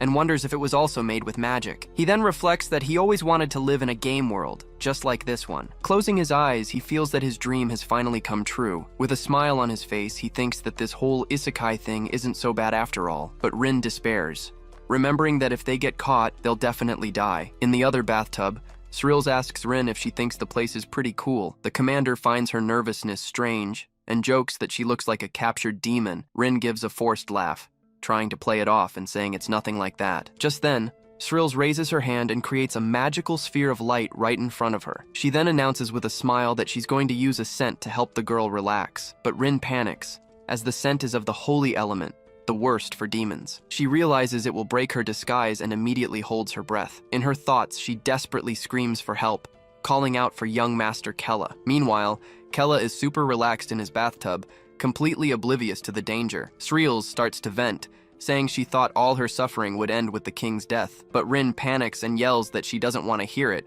and needs to get out of there. The commander continues, revealing she was destined to be a mage since birth. Unable to take it anymore, Rin leaps out of the water and screams for her to save the memories for later. She then makes up an excuse about needing the restroom and runs out of there desperately. Srills is left behind in the tub, a very suspicious smile on her face. She then thinks with a laugh that the girl must not have liked the sacred scent. Outside the bathroom, Rin breathes a sigh of relief, thinking that was a really close call. Just then, Kella shows up, completely relaxed, and praises the hot water of the thermal springs. Rin gets angry and yells that her disguise spell was almost broken in there. She explains that Srills used a sacred scent, which makes demons lose their mana. Kella gets serious and agrees the situation could have been very ugly for them. He then jokes about taking another bath, making Rin even more annoyed with him, but Srills appears and asks if they're leaving already, mentioning a second round. Kella awkwardly confirms, while Rin tries to play it cool so they can escape quickly. Srills insists they stay, asking if they aren't curious about the magic drinks. The young man is captivated by the idea, as he's never heard of food magic. He then accepts the invitation, to Rin's despair, who screams her master's name. The scene cuts, showing a group of mages arriving at the commander's house at night. One of them asks if there are really demons there, and the other confirms the information. Their conversation reveals they're not just any demons, but the Demon King's son. They see this as a unique opportunity and decide they must capture them no matter what. Meanwhile, inside the house, the commander's trap is in full swing. She serves a drink and reveals the special beverage was made with holy water. Kella feels his body burn and complains that he got excited about the magic food for nothing. The commander ignores him and returns to the conversation they were having about her life. She says that to kill the king, she trained, risking her life in the Talcan squad. Then, she reveals a scar on her stomach that she got from a test back then. Kella and Rin are surprised, and he comments that he hadn't seen that scar before. With a sad look, she asks if the scar isn't beautiful to look at. She then reveals she's actually missing an eye, leaving the pair shocked by the news. Kella and Rin are speechless, unable to believe what they just saw right in front of them. The commander explains she was hiding everything with magic because the scars bring back terrible memories. In a flashback, an instructor yells for everyone to get up and think about the Demon King. It's shown that the squad was created with the sole purpose of defeating the Great King. A young Srills, despite being covered in bruises, knew she had to endure all the pain to win. The instructor then yells again, ordering them all to state their true objective. With hatred in her eyes, she answers that everyone's goal was to kill the Demon King. Back in the present, she says she sacrificed her life to get those scars. Then, she gets close to Kella and asks what he's been doing all this time. She lifts his shirt, saying he surely must have a scar there too. The young man is in shock at her action, not knowing how to react to the situation, but she's surprised, as his skin is smooth and has no scars at all. Rin watches everything in desperation, calling out to young Master Kella in her thoughts. He then realizes her touch is slowly undoing his magical disguise. Srills leans close to his ear and calls him by his fake name,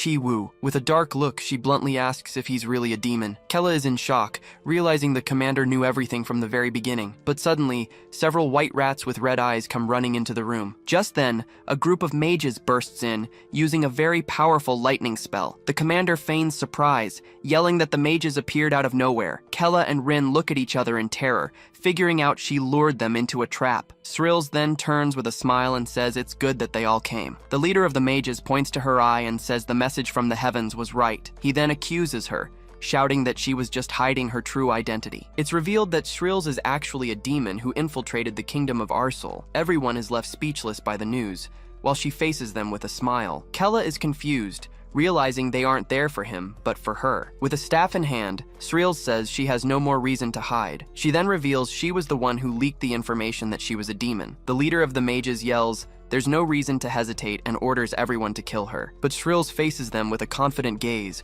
and warns that she is an elite mage from Talcon. She says she isn't someone that mere mages from Arsol can defeat, and unleashes her mana. At that moment, their disguises break, and Rin yells for Master Chiwu to get out of the way. He panics, shouting that the situation has gotten really ugly for them now. Then, a giant explosion of purple and blue mana engulfs the entire hall. The dust slowly settles, revealing the damage from the battle that just took place. Rin is shocked, unable to believe the powerful mana she felt coming from the commander. Kella and Rin are confused, and he asks if she just protected them. She then turns and confirms they are also demons, as they can't hide it from her. With a smile, she reveals herself as Shrills Khaldun, the daughter of the Demon King, Hel Khaldun. Kella and the girl beside him are completely shocked by what they just heard. Commander Shrills then announces she's going to use magic to transfer her memories. The magic hits them both, leaving them paralyzed in shock by the visions. A flashback begins, showing Hel Khaldun next to a mysterious hooded demon. The vision shows a little girl on the ground,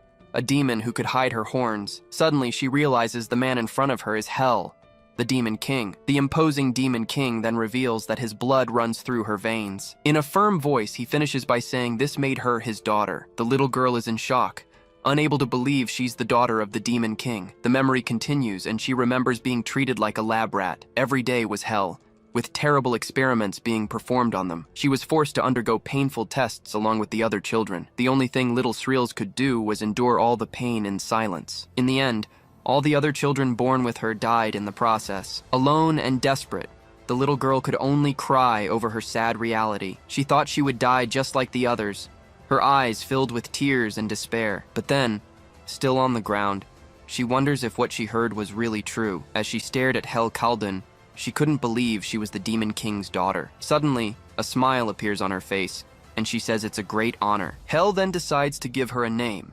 christening her Shrills Khaldun. He orders her to infiltrate heaven as a spy, and she readily accepts the mission. Motivated, she thinks that for her father, Hel Khaldun, she would do anything. The scene changes to the front of a castle, where someone shouts they saw a person on the ground. Two men run over and find little Shrills, thinking demons had attacked her. One of them picks her up, saying they need to take her inside and care for her. And as she was being carried, she began to act as the Demon King's spy. From then on, she trained hard and endured everything to become a mage of Arsol. Finally, after much effort, she managed to level up even further. Shrills became one of the strongest in the elite Talcon squad. 15 years pass, and the image shows the former Demon King, Turk Khaldun. At that moment, she finally managed to find her father again after so long. With a heavy heart, she wanted to run and hug him, but she couldn't. With tear-filled eyes, she thought she was close to achieving her goal. The plan was to wait until all the soldiers, except for Kilman, were dead. Her mission was to use hidden magic to disrupt the Talcon squad from within. And with that, she would support her father until he finally killed General Kilman. She dreamed that when her father won, she could finally return to the castle with him. All she ever wanted was to live a new life by his side, as Shrills Khaldun. The scene returns to the fight, and Kilman praises Turk's power, saying he exceeded expectations. But the former Demon King replies that he doesn't need recognition from a human like him. With a defiant smile, Kilman calls him arrogant and prepares for the end. He then announces this is his final attack, one where he's putting his all into it. Then, a spear of celestial light forms, charged with an absurd amount of energy. Turk doesn't back down and prepares his hellfire to counter the blow. Seeing the power of both attacks, Shrills desperately screams her father's name. A giant explosion occurs, and Shrills stands there watching from a distance. But in that instant, she can hear her father's voice in her mind. In a vision, Turk Khaldun calls her by name, saying she was his daughter. Shrills is in shock, as he was about to give his next and final order. He asks her to serve the next Demon King just as she served him, and that she should protect him until the end, making Shrills start to cry. With the order given, the explosion consumes everything, mixing the two energies. The dust begins to settle, slowly revealing the outcome of the battle, and all that was left of Turk Khaldun was his head, now falling from the sky. Desperate, Shrills watches her father's remains turn to dust. Unable to believe it, she can only say that no, This couldn't be real. The image of her dying father is seared into her mind, and she screams for him. After watching her father die, she had no choice. Support forces arrived, so she had to return to Talua with them, and while she suffered, the people celebrated the victory over the Demon King. People from all over the continent, including Talua, celebrated her father's death. After that, she decided to retire from her life as a commander. So Sriels returned to Arsal, her second home and the site of her first mission. She thought she would start over in that place with a fake smile on her face, but in reality, her only goal was to avenge her father's death at any cost. The flashback ends, and she reveals she planned to wipe everyone out, starting with Arsal. The gray-haired girl is shocked, unable to believe she is the Demon King's daughter. Kella despairs, as he thought he had finally gotten rid of his demon siblings. Even though they weren't blood-related, he didn't expect to find another sister. Sriels then says she won't force them to cooperate, but she will tell them one thing. She explains that Arsal, the country of magic, is a great threat to demons, and the longer they let Arsal exist, the sooner Kella Khaldun will die. The warning makes Kella tense, understanding the danger is very real and direct. He clenches his fist, remembering that even in the game, mages were a significant force. With a determined look, he understands that if he lets this go, he's the one in danger. The leader of the mages realizes the explosion will attract people, and that they need to act. Urgently, he yells for everyone to use as much mana as they can in the attack. Kella is furious because even though they thought he was human, they attacked him without a second thought. The servant Rin is frightened by the change, calling out for her young master. Now with horns and a sinister aura, Kella says this is just self-defense. At that moment, Commander Sriels suddenly turns around, startled by the energy she felt. With wide eyes, she simply can't believe what's happening. She then recognizes that energy and wonders if it's her father's power. That night, they fought an endless battle against the mages of Arsal. Since Arsal was like a second home to her, Sriels knew the entire layout of the place. Using this knowledge, she attacked the city's key points with her magic. She mercilessly destroyed the government facilities and the magic academy. Kella also used Hell's mana, advancing against powerful enemies. He went after those who were drunk on power from the festival. With his blue energy, he subjugated everyone who stood in his way. The soldiers could only scream for help, but it was already too late for them. Through the siblings' teamwork, the nation of magic, Arsal, was easily destroyed and conquered by the demon duo. The entire city was in flames, and the sky turned red from the fire. The leader of the mages on the ground says he can't believe Arsal fell so easily. With a bloodied face, he screams that he will never forgive the demons. Amid the destruction, one of the surviving mages yells in anger and despair, but Kella replies that he's the one who can't forgive them for everything they've done. With a maniacal smile, Sriels declares she will finish everyone off, starting with them. Kella and the girl are shocked by her madness, thinking it's impossible. Tired of the situation, Kella says his help is over and they should each go their own way. But Sriels stops him, saying she recognized his mana and calls him Kella Khaldun. Surprised, Kella realizes there's no point in hiding who he really is anymore. With a sigh of defeat, he just confirms his identity to her. She's shocked she was right, and Kella gets annoyed for falling for her bluff. Sriels then admits she was only a little suspicious, but now she was sure. She explains that she's not a normal daughter, but a mutant created from her father's aura. The commander approaches him, saying she was created after he was born. With a smile, she calls him older brother, leaving Kella terrified. Changing the subject, she invites him to join her in avenging their father's death. Kella angrily thinks that he ran away from home and doesn't care about this revenge. With an intimidating look, Sriels asks if he's trying to run from his responsibility. She then says he is the last remaining bloodline of the Demon King, the only living son. Scared, the girl asks Kella to just agree, as Sriels looks like she's going to kill them. Kella then claims he will get his revenge, but thinks he has no other choice right now. Satisfied, Sriels tells them to go and that they will burn everything to the ground. He just agrees, while protecting the frightened girl by his side. In his thoughts, Kella reveals that he needs Arsal's magic, and Sriels knows everything. So he decides to use revenge as an excuse to buy time and treat her as an ally. Fallen on the ground, the leader of the mages watches the group of demons leave. Hidden, he tells himself that he urgently needs to report this to Talua. The scene changes, and a messenger arrives at the castle saying he has urgent news from Arsal. The great king of Talua, while eating, asks what the important message is. The man explains that Sriels from the Tulkun squad is a demon, and the mages tried to kill her. With a serious look, the king stops eating and asks what happened next. The messenger finishes by saying that Kella Khaldun appeared and burned Arsal down with her. The king is shocked by the news, gripping his fork so tightly that it bends. He yells furiously, not believing the Demon King's son was in Arsal. The advisor then says he thinks Kella might have some connection to Sriel's. Outraged, the king complains that if the news of Arsal being burned down leaks, it will be a problem. The man beside him agrees, saying it will make everyone laugh in their faces. Filled with hatred, the king orders them to kill Sriels and Kella before the people find out the truth. The advisor, named Hayden, swears on his own name that he will manage to kill them both. After making the promise, he turns and leaves the throne room with determination. Hayden then stops in front of a cube where Turk Khaldun's head is displayed. Looking at the trophy, he complains that Hel Khaldun's bloodline won't stop troubling him. He then vows to burn everyone who carries that demon's blood. The scene changes, and someone asks for news about Killian's squad. Hayden explains that General Killian must have already received the message to return, and in a distant place, a mysterious figure named Killian is finally revealed. Hayden explains that Killian is the best knight there is,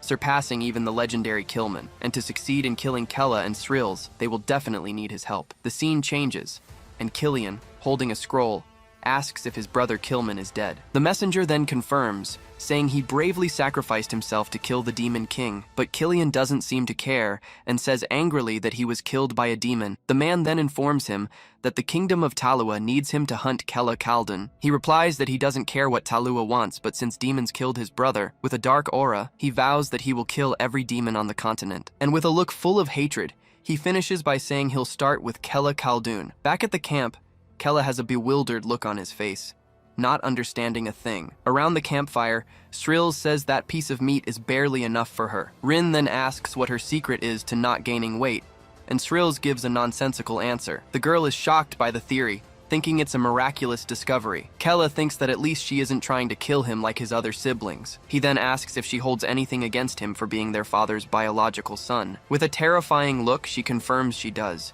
to the point of wanting to kill him. But then Sriels explains that because he has their father's blood, she can't bring herself to hate him, and because of that same blood, she feels she actually needs to protect him. Kella is surprised because unlike his siblings, she wants to take care of him. At that moment, she places her hand on his, making an important promise. With a smile, Sriels swears she will risk her own life to keep him alive. Completely embarrassed, Kella thanks her, blushing bright red, which leaves Rin in shock. The little demon freaks out, shouting and asking why he was blushing like that. She then tries to force him to eat, but he says he's not hungry. Rin swears she will protect his health to the death, making Kella feel awkward. Night falls, and the news about Arsal is sure to attract many demon hunters to the area. Sriels warns that the place isn't safe and that they need to find somewhere else to sleep, but Kella disagrees, saying this is the perfect spot, leaving Rin confused. With a smile, he guarantees that with a little effort, it will become a fortress. Kella and Sriels then use their magic to change the terrain and create a hideout. While resting in the makeshift base, he took the opportunity to review what he learned from the fight. He realized he needed to rest after using a lot of mana, just like the Demon King used to. Sriels, who used more power, needed even more time to recover, and so they managed to rest safely, protected by the secret fortress. The scene changes, and a trumpet sounds, announcing the arrival of an important squadron. It's the second Talcan squadron, the White Talcan, led by none other than Killian. A guard then announces to the king that the famous squadron has finally arrived at the castle. The king gets chills just looking at them, impressed by so much concentrated power. With a smile, he welcomes his strongest squadron, the White Talcan. One of the knights, Deed, comments that Captain Killian has gotten much stronger. With a smile, he says that General Killman would be very happy to see this. Killian hears the comment but remains silent, showing no reaction. Suddenly, an elf yells at Deed, telling him to shut up and show some respect. Deed then complains about her loud voice, saying she's the same as always. At that,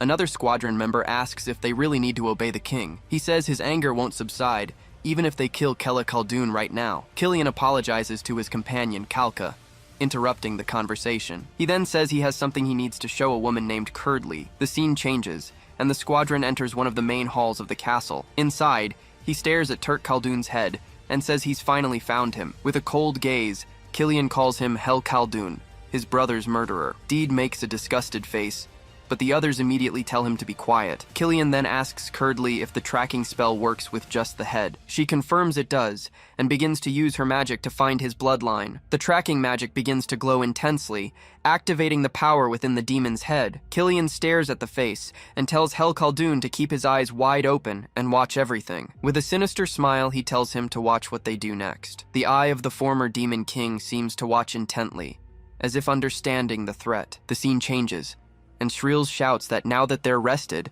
they're going to get the enemies. Little Rin is confused by what she said and asks about the second squadron. Shreels then explains that in Talua, no one had much hope for the first squadron. She reveals they were basically used as an experiment, as bait for the Demon King. The squadron Talua really invested in was the second one, the famous White Talcon. Kella gets a serious look, repeating the name White Talcon in his mind. She continues, saying it's the squadron led by Killian, Kilman's younger brother, and that they are an elite troop, formed only by true combat geniuses. Kella then asks if Kilman, who killed his father, was weaker than them. With a clenched fist, she says she didn't want to admit it, but the truth was quite clear. She confirms that yes, Killian's squadron is much stronger than Kilman ever was. In fact, she can't even estimate how much more powerful they really are. Hearing this, Kella finally understands the magnitude of the danger they are about to face. Little Rin panics and asks how they're going to invade Talua now. Shreels explains they need to attack as fast as possible, before the squad gathers. Kella thinks that Talua is much larger than Arsal, and that luck alone won't be enough. With a determined look, he seems to have come up with a plan to handle this situation. He then warns that with the mission to hunt him, the White Talcon must have already returned. Kella says it makes no sense for the three of them to attack alone, and that they need an army. The two are surprised and ask what he means by an army and a base. He explains they need an army strong enough not to lose to the White Talcon, and a base that won't fall, even if Talua's soldiers attack with everything they've got. With a confident smile, he reveals they're going to build the strongest dungeon in existence. The girls are in shock, unable to believe the idea of creating the strongest dungeon. He explains they can't risk uncertain battles, so they don't end up like his father. The plan is to create the dungeon,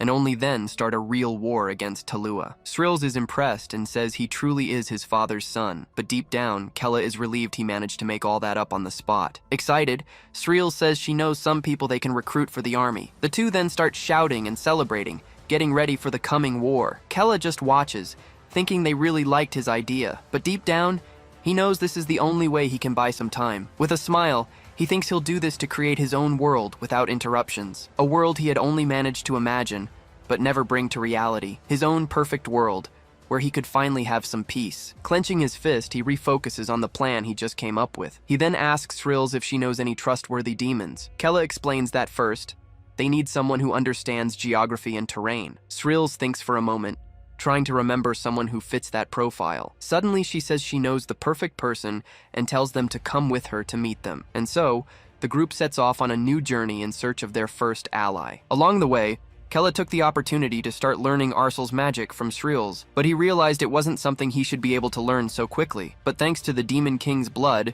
he could use magic with great ease. Because of this, he was able to learn everything very quickly, surprising Shreels. Kella feels that using magic with his own hands brings him closer to his goal. The scene changes, and 4 days pass as the group travels through a deserted land. Shreels says they're almost there, but Kella finds it strange that a demon would live there. She then explains the place wasn't always like this, not until the Talcon's ambush. The protagonist and Little Rin are confused, not understanding what she meant. Suddenly, Shreels gets serious and tells them both to stay put, no matter what happens. Just then, a band of demons attacks, shouting against the Talcon squad they hate. One of the demons charges straight at Shreels, swearing he'll finish her. She then realizes they haven't heard about her and her reputation yet. Rin panics and asks why she's taking a beating without doing anything, but Kella tells her to be quiet, leaving the little girl even more confused and scared. With a calm look, he tells them to just stay out of it and let things be. The demons become furious, asking why they refuse to fight back. With her head bowed,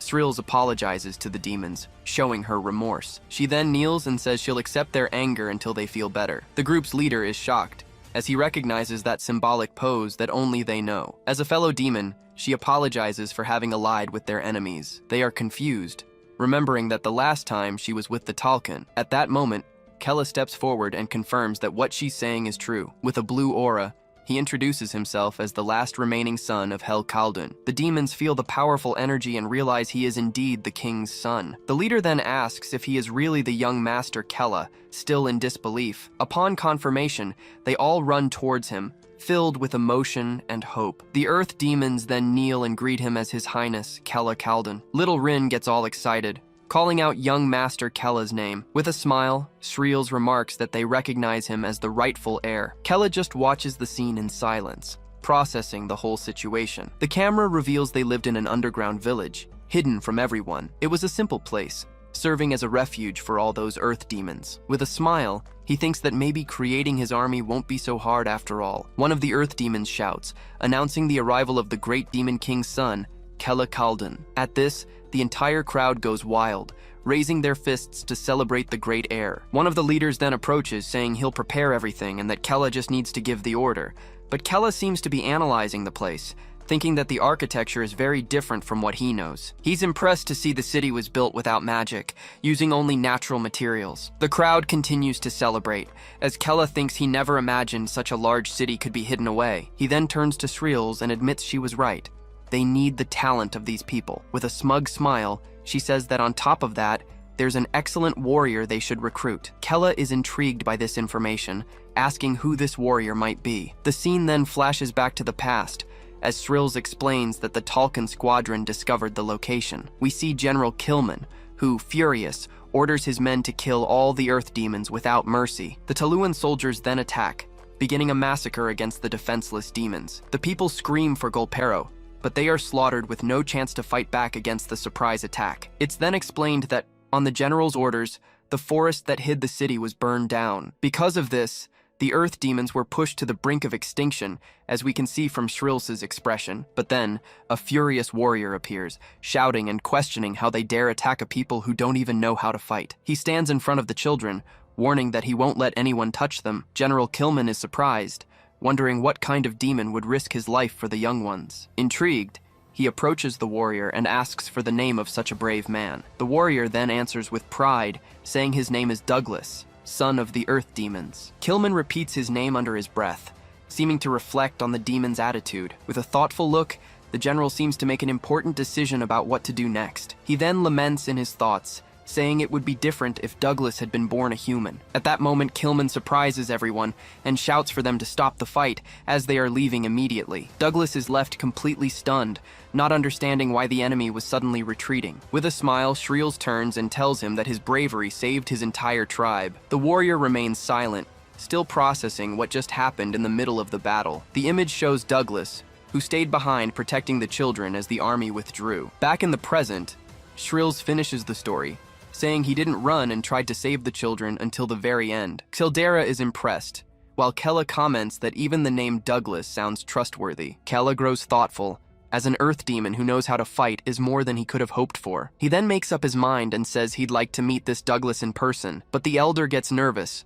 saying that Douglas is very stubborn and it would be better to find someone else. Kella rejects the suggestion and, determined, says he's taking Douglas one way or another. The scene then takes us to a workshop, where black smoke and the sound of hammering emerge. Arriving there, Kella confronts the warrior and asks if he's refusing to obey an order. Douglas doesn't even turn around and replies that he has no obligation to obey him, even if he is the king's son. Unfazed, Kella asks what would happen if he decided to use force to convince him. The warrior then faces him, sweating, and warns that in that case he'll die fighting to the end. Kella then changes his tone, asking why he wants to stay here so badly, and Douglas explains that he was born here. He continues, saying he has a duty to protect his homeland, and that's why he can't leave. The prince then realizes this won't be easy, and comments that he's just as stubborn as they said. Even so, Douglas apologizes, but remains firm in his decision not to abandon his people. Kella gets frustrated, remembering how hard it was to get a strong ally like him in the game. Disappointed, he sighs and thinks there's nothing he can do, since the warrior would rather die than go with him. Kella remains silent for a moment, listening to the sound of hammering from the workshop. The sound of hard work echoes throughout the city, showing the strength of its people. He then goes for a walk, thinking about how efficient the architecture here really is. At that moment, he realizes he truly wants someone with their knowledge to serve him in the future. But suddenly, Shreels and Xildera arrive, calling him to try the demon's liquor. He gets angry with them, wondering if they don't see him working hard here. Though reluctant, he eventually accepts and grabs a mug to try the local drink. But with the first sip, he's already affected, tasting something different in the ale. The elder watches the scene, commenting that they're all already drunk and saying strange things. With a smile, he orders his men to take the guests to the finest quarters. Night then falls on the city, ending a very long and emotional day. We see Kella already in bed, sleeping soundly after all the confusion and drinking. He seems to be at peace, recovering his energy for the next day's challenges. But in the middle of the night, his bedroom door creaks open very slowly, and then a mysterious figure enters the room, tiptoeing towards him. The mysterious intruder then raises a huge axe, preparing to strike the sleeping prince. Kella continues to sleep peacefully, with no idea of the danger he's in at that moment. Suddenly, the traitor's identity is revealed, and Rude shouts that Kella is a coward. He then screams with hatred that the prince is going to die right here, today. Douglas is in complete shock, unable to understand how his plan could have gone so wrong. Kella then opens his eyes and, holding the axe, says that now he's sure of everything. The warrior panics when he realizes Kella wasn't asleep, and the prince quickly gets out of bed. Just then, more demons burst into the room, yelling to kill the coward Kella without mercy. Even on the floor, the prince faces his enemies, ready to counterattack at any moment. He then begins to explain, revealing he had been suspicious of everything from the start. The scene cuts back to the workshop, where Kella explains he found it strange what Douglas was forging there. The prince thought it was odd that he was making things that clearly weren't combat weapons. We see they were actually shackles, and Kella noticed they would never fit an orc. To make matters worse, while investigating the town, he noticed someone following him from a distance. From then on, he started observing everything much more carefully, paying attention to the details. And that's how he ended up finding a wall with a very subtle magic barrier. A barrier he only noticed because he inherited the powerful mana of his father, the Demon King. But Kella reveals there was another very strange point in this whole story. He remembers Srills saying that Douglas was protecting young dark elves, not earth demons. The problem, he continues, is that he never saw any dark elves in the village, and that's when it all made sense. With a look of certainty, Kella finally understands the Earth Demon's entire plan. He then unleashes a powerful blue energy, lunging at the invaders with everything he's got. With a single blow, he takes down one of the henchmen, showing he wasn't messing around. Kella turns to Douglas and reveals that he didn't say he couldn't let the elves die, but rather that he couldn't hand them over. This means he didn't care about protecting them. He just didn't want them taken from him. Douglas panics, not understanding how the prince managed to figure out his entire plan. With a serious look, Kella then asks if they should go and release that magic barrier. The scene cuts outside, where a crowd of earth demons begins to stir. Kella appears holding Douglas hostage, shocking everyone as they see their great warrior captured. He then realizes everyone was in on the plan, because it would be impossible otherwise. The elder is furious at the failure, yelling at Douglas for ruining everything. Completely defeated, the warrior can only apologize for his great failure. Kella then threatens the crowd, warning that if anyone moves, Douglas will die instantly. Their leader is outraged, wondering how the coward Kella managed to turn the tables. The scene then shows us a more remote part of the village, where the real secret is hidden. Kella then takes Douglas to the wall and, in a serious tone, orders him to open the door. Though reluctant, the warrior takes a purple gem and uses it to deactivate the magic barrier. The secret passage finally opens, revealing a dark cave full of people inside. And to everyone's surprise,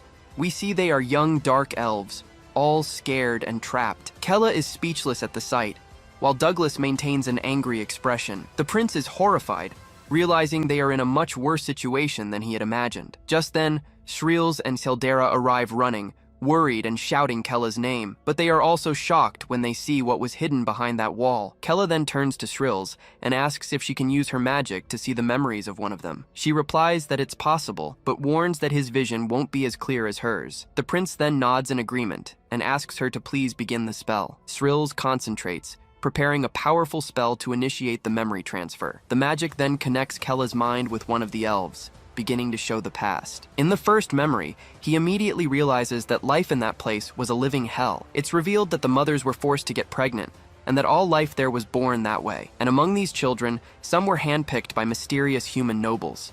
The chosen children were then taken by force while their mothers could do nothing. This was because the young elves could be sold for a large sum of money. Sometimes, some captured adults would tell them about what the world outside was like. They spoke of the endless sky, and also of the bright blue oceans. They told stories of fantastic foods and what it was like to be able to travel freely, things they knew they could never learn or experience in that horrible place. And so, If they had a single wish before they died, it would be a very simple one, that at least their children could get out of there and experience all of it for themselves. Kella finishes the vision and, with eyes full of hatred, calls that existence pathetic. Furious, he explodes with rage and screams, cursing the earth demons with all his might. He then turns sharply towards Douglas, who doesn't understand his reaction. Kella lunges at him with everything he has, unleashing his blue aura and preparing a strike. And with a furious shout, he lands a solid punch right in the warrior's face. Douglas is thrown back by the blow, hitting the ground hard without even understanding the attack. Kella then shouts, asking if he was trying to smuggle the children instead of saving them. On the ground, the warrior admits it's true, as dark elves are a rare race coveted by nobles. He continues, explaining that they are loved by nature, which is why they can live peacefully wherever they are placed. Then, Douglas reveals his plan, saying this makes them perfect to be raised like cattle. Shreels is disgusted by his coldness, questioning how he could enslave other demons.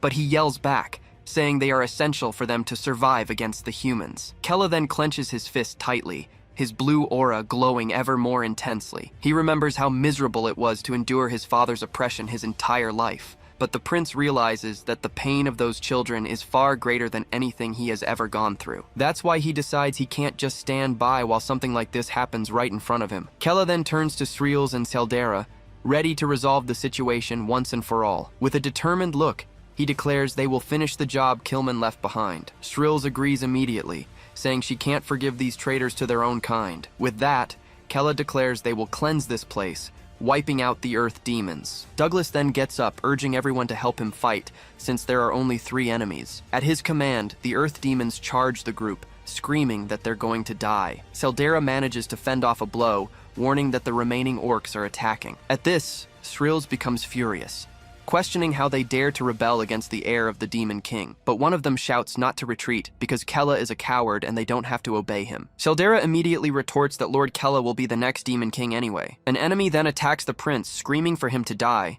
but Kella manages to block the strike. He then realizes this isn't a game, and that he can change things with his power. With a determined look, he prepares to finally counterattack with full force. The prince then decides he will no longer stand by as he did before, and that now he will fight. Meanwhile, one of the elves gets scared as a demon shouts to kill them all right there. One of the elf girls then wonders if they might be doing all of this to save them. Hearing this, one of them decides that if it's true, they need to help in the battle too. But when he tries to go, a companion holds him back, warning him that it's dangerous and to come back. The other prisoners also scream, because if the group loses, they'll be tortured again. The young elf is terrified just by hearing the word, repeating in shock if it was really torture. His memory then flashes, showing one of the demons brutally assaulting him. At that, the boy screams in pain, remembering all the suffering he has endured there. Kella just watches the scene, his blue aura still glowing and his eyes filled with pure fury. He then turns to Douglas and declares he will return every scream of pain they have caused. But the warrior realizes he can't win,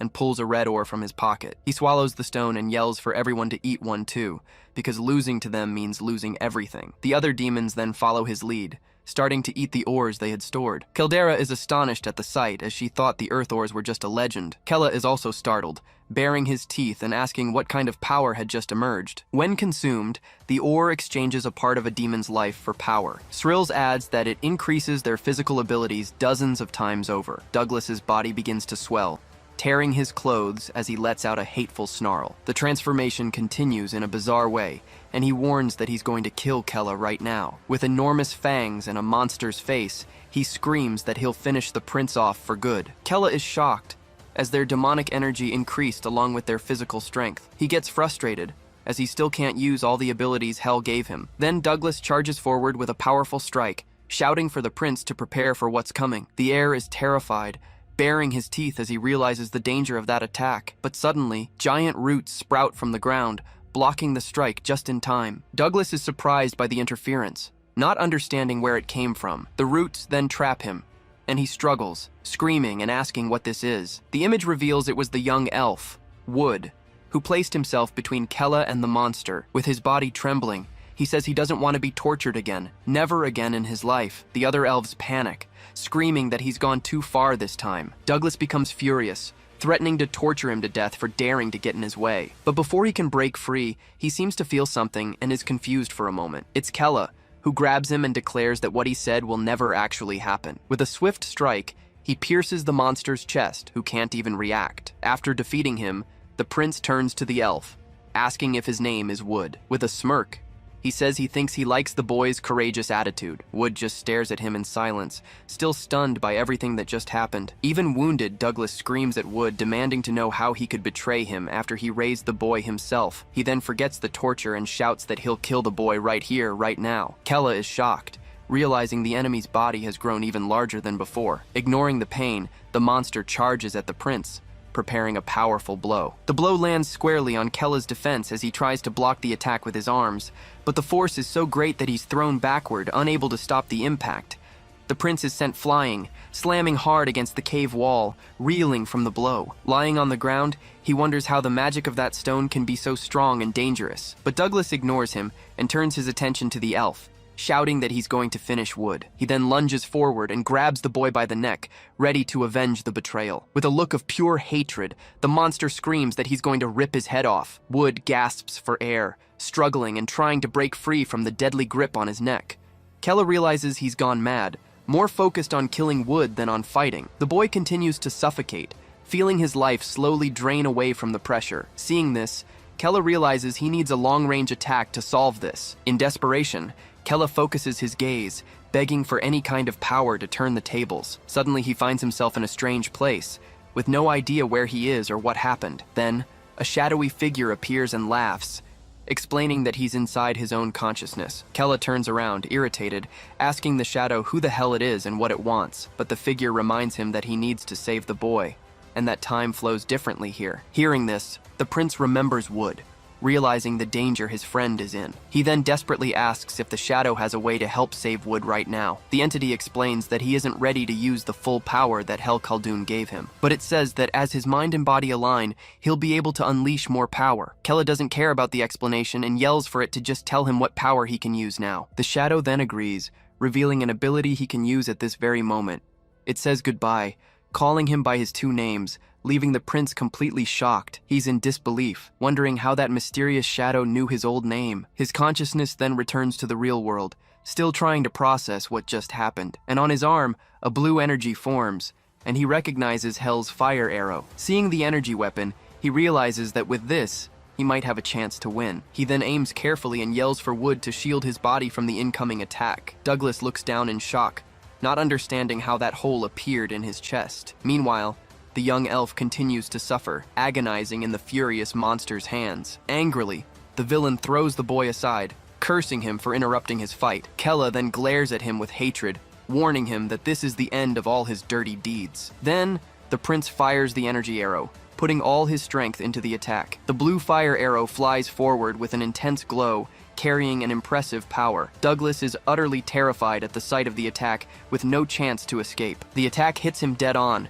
and he screams in pain as a blue explosion consumes him. Utterly desperate, the monster screams for Golpero, but it's already too late for him. Kella watches from a distance, confirming that his attack was a direct hit. The enemy's body then begins to disappear amidst the flames, letting out one last groan. The energy slowly fades away, until nothing is left of the great villain. But Kella is left thoughtful, wondering what that thing he encountered in his mind was. Sildera is surrounded by enemies, complaining that there are too many for her to handle alone. Sreels is also in trouble, as she can't use her area of effect magic because of the low ceiling. But Kella tells them not to worry, because with his new weapon, he'll finish this quickly. He then jumps and fires several energy arrows at once at the enemies. The earth demons are hit head-on, screaming in pain from the prince's surprise attack. Sreels is impressed, noticing that Kella's mana seems to have suddenly grown much stronger. With the new weapon in hand, he thinks that now he finally has long-range attacks to use. And with a smirk, he seems quite satisfied, thinking his new ability is pretty great. Night falls over the desert as a mysterious shadow flies across the sky, signaling the end of the battle. As the dust settles, Kella finally says that everything is now resolved and the fight is over. Sreels then picks up one of the oars, commenting that they are much more powerful than she expected. Sildera is surprised by this, as she didn't know those stones burned the user's lifespan. Kella then takes one and warns that they definitely need to investigate this further. He then turns to the elves and in a very serious tone begins to speak to them. The prince opens his eyes and announces to everyone that, from now on, they are free. He continues, asking them not to get caught again and to finally live their lives freely. The elves can't believe it, wondering if it's true that they're finally free from that nightmare. With a calm gaze, Kella confirms that yes, they can now leave this place. It finally sinks in, and they get emotional realizing they can take the children far away from there. With great gratitude, they all kneel and begin to thank Lord Kella for everything he has done. Srills then laments, saying it seems they won't be getting the Earth demons as subordinates. Seldera agrees it's a shame, but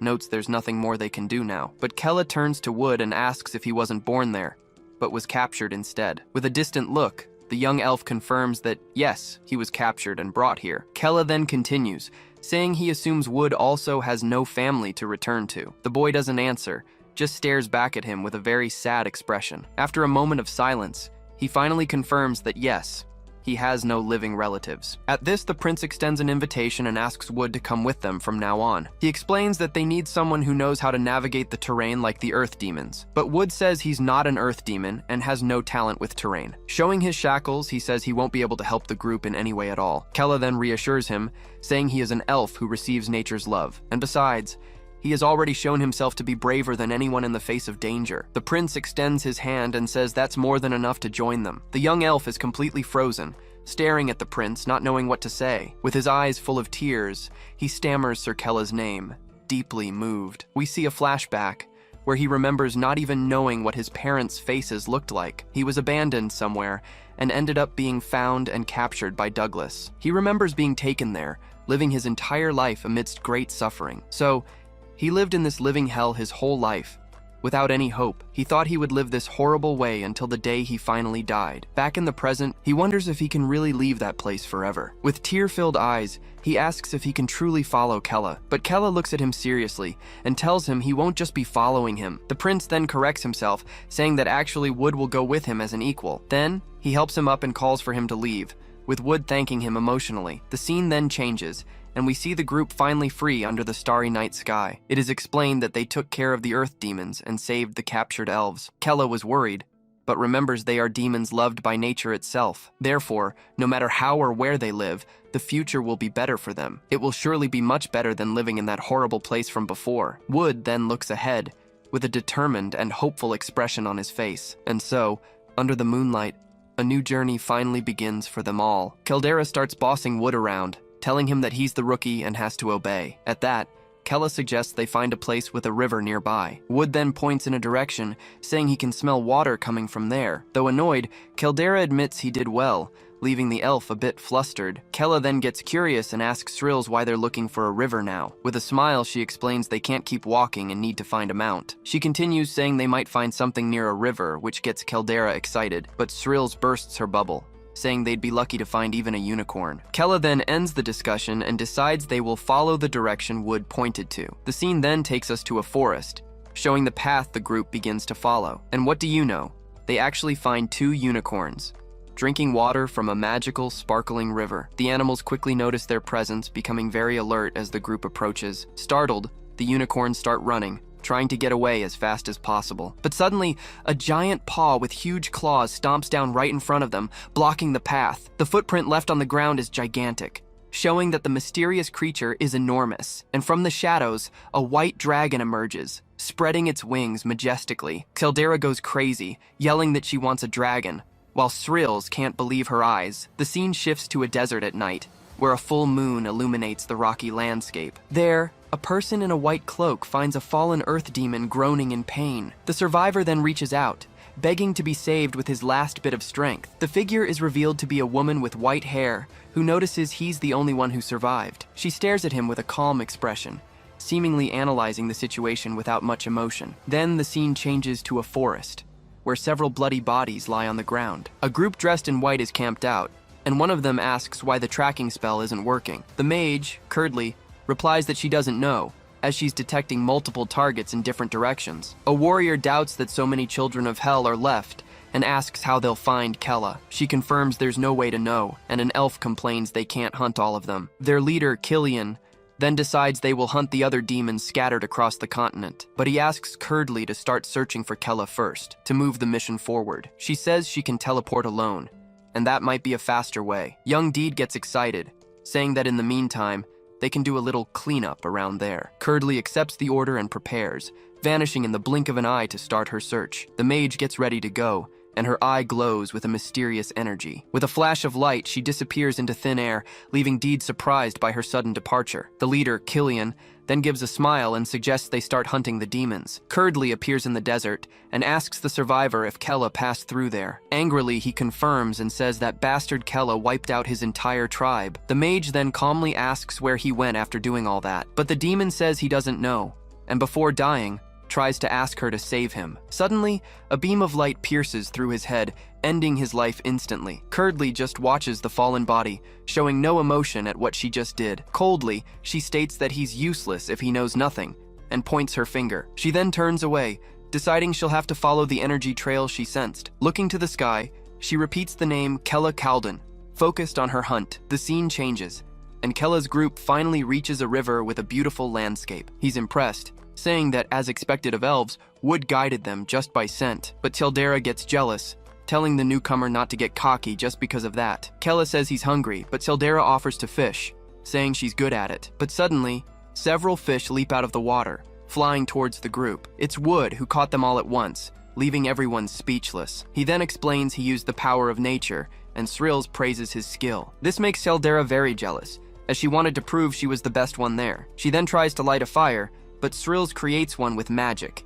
much faster. Poor Seldera is devastated, feeling completely useless to the group at that moment. With nothing to do, she sits in a corner, sulking and away from everyone else. With the fish on the fire, a delicious smell begins to fill the camp. Kella praises Wood's work, who thanks him, as they all eat around the fire. He then asks Rin if she's not going to eat, but she says she's fine. Srills doesn't think twice and takes her share, leaving the girl surprised by the action. Kella notices what happened and watches Rin with a somewhat worried look. The girl continues to look sad, seeming to hide something from the group. Kella then says he wants some fruit, and Seldera perks up, running off to look for some right away. Wood offers to go, but Kella stops him and says Rin will get the fruit. With a little smile, he then looks at her and asks if she's okay with going, but Caldera gets excited and runs off, shouting that she'll bring the most delicious fruits for her master. Sriels just watches, commenting with a chuckle how simple the girl is. She then asks if Kella did it on purpose to cheer her up, but he awkwardly denies it. Kella then changes the subject, and Wood says he smells a unicorn nearby. The prince hopes for a dragon, but Shrills cuts him off, saying there isn't one. Seldera's voice then echoes from a distance, shouting that she found delicious fruit for them. And there she is, running happily back to the group, announcing she found the fruit. Seldera climbs a giant tree, thinking she needs to make her master happy and outdo the newcomer. She then finds a perfect fruit, celebrating that she found a ripe, juicy apple. But suddenly everything starts to shake and she screams, wondering if it's an earthquake. Then she realizes something is very wrong, her expression turning to pure panic. A giant reptilian eye then opens as a low growl echoes through the area. The girl finally understands the situation, realizing she's on a dragon's head. At this, she panics and lets out a terrified scream, yelling that it's a dragon. Around a campfire, Sriels asks Wood if he can feel the energy of nature. The dark elf explains that he can, but it's hard to describe the feeling in words. Kella gets pensive, wondering if this ability is anything like a video game map. With a smile,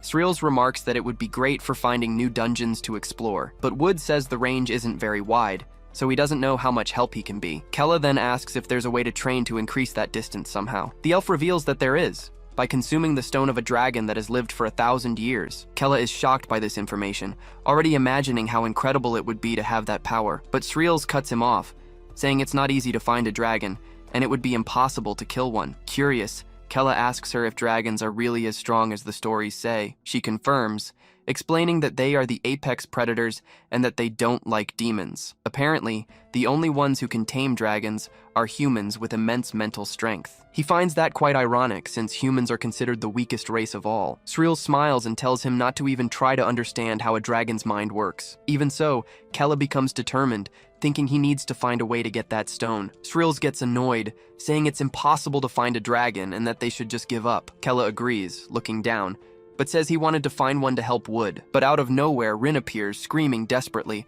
running from a giant dragon that's chasing her. The group is in shock at the sight, and Wood can only manage to say that the beast is huge. Srills yells at him to stop staring and run, while Kella complains about them finding a dragon. The creature lets out a terrifying roar, And Srills replies that she doesn't know how it appeared either. In the distance, Rin's screams continue, and someone tells her to shut up so she doesn't attract the beast. Nearby, a mysterious figure in a white hood hears all the noise and shouting. It's the mage Curdly, who seems to recognize the sound and pays close attention to what's happening. Then, a magical energy begins to spread across the sky, coming from the mage's direction. The dragon stops suddenly and looks at the sky, seeming to sense the presence of another creature. With that, the beast simply turns and flies away, leaving the group in peace. Hidden, Srills breathes a sigh of relief, seeing that the danger has finally passed and they are safe. She then scolds Rin, who cries and apologizes for attracting the monster. Wood, still impressed, comments that judging by its size, that dragon must have been over 1,000 years old. Kella gets excited,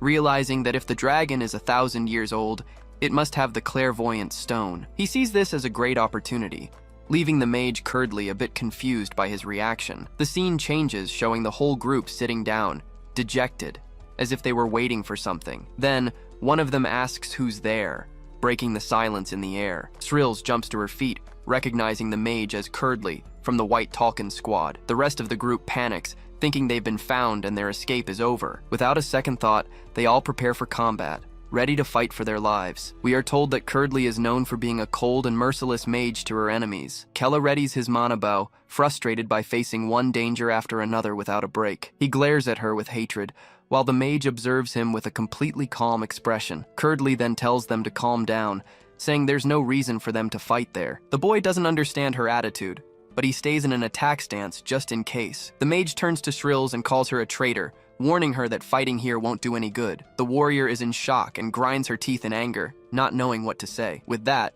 Curdly unleashes her ice magic, threatening to kill them all with a single spell. Kella asks Srills if it's true, and she confirms that the mage isn't bluffing at all. With hatred, she says that Curdly is stronger than all of them combined, with no chance of winning. Rin despairs, asking what they're going to do now that they're cornered. Curdly repeats that they don't need to fight, and says they just need to follow her without causing trouble. She adds that if they cooperate, they won't have to die for now. Suspicious, Kella asks where she's planning to take everyone, still holding his bow. The mage stares at him with her blue eyes and begins to say where they are going now. She reveals that she is taking them to the squad's captain, a man named Killian. Srills is shocked to hear the name Killian, realizing he's finally making his move. The mage explains that her captain is looking for Kella Kalden, so she orders them to follow her. But Kella angrily retorts that if he goes with her, he knows he'll die anyway. Curdly remains calm and says that one way or another, the outcome will be the same. She stares him down, saying that at least he'll get to live a little longer if he cooperates. Kella is frustrated. He dreamed of living like he was in a game and can't accept such a pathetic death. He knows that following the mage means certain death, so he'd rather fight to the end. Determined,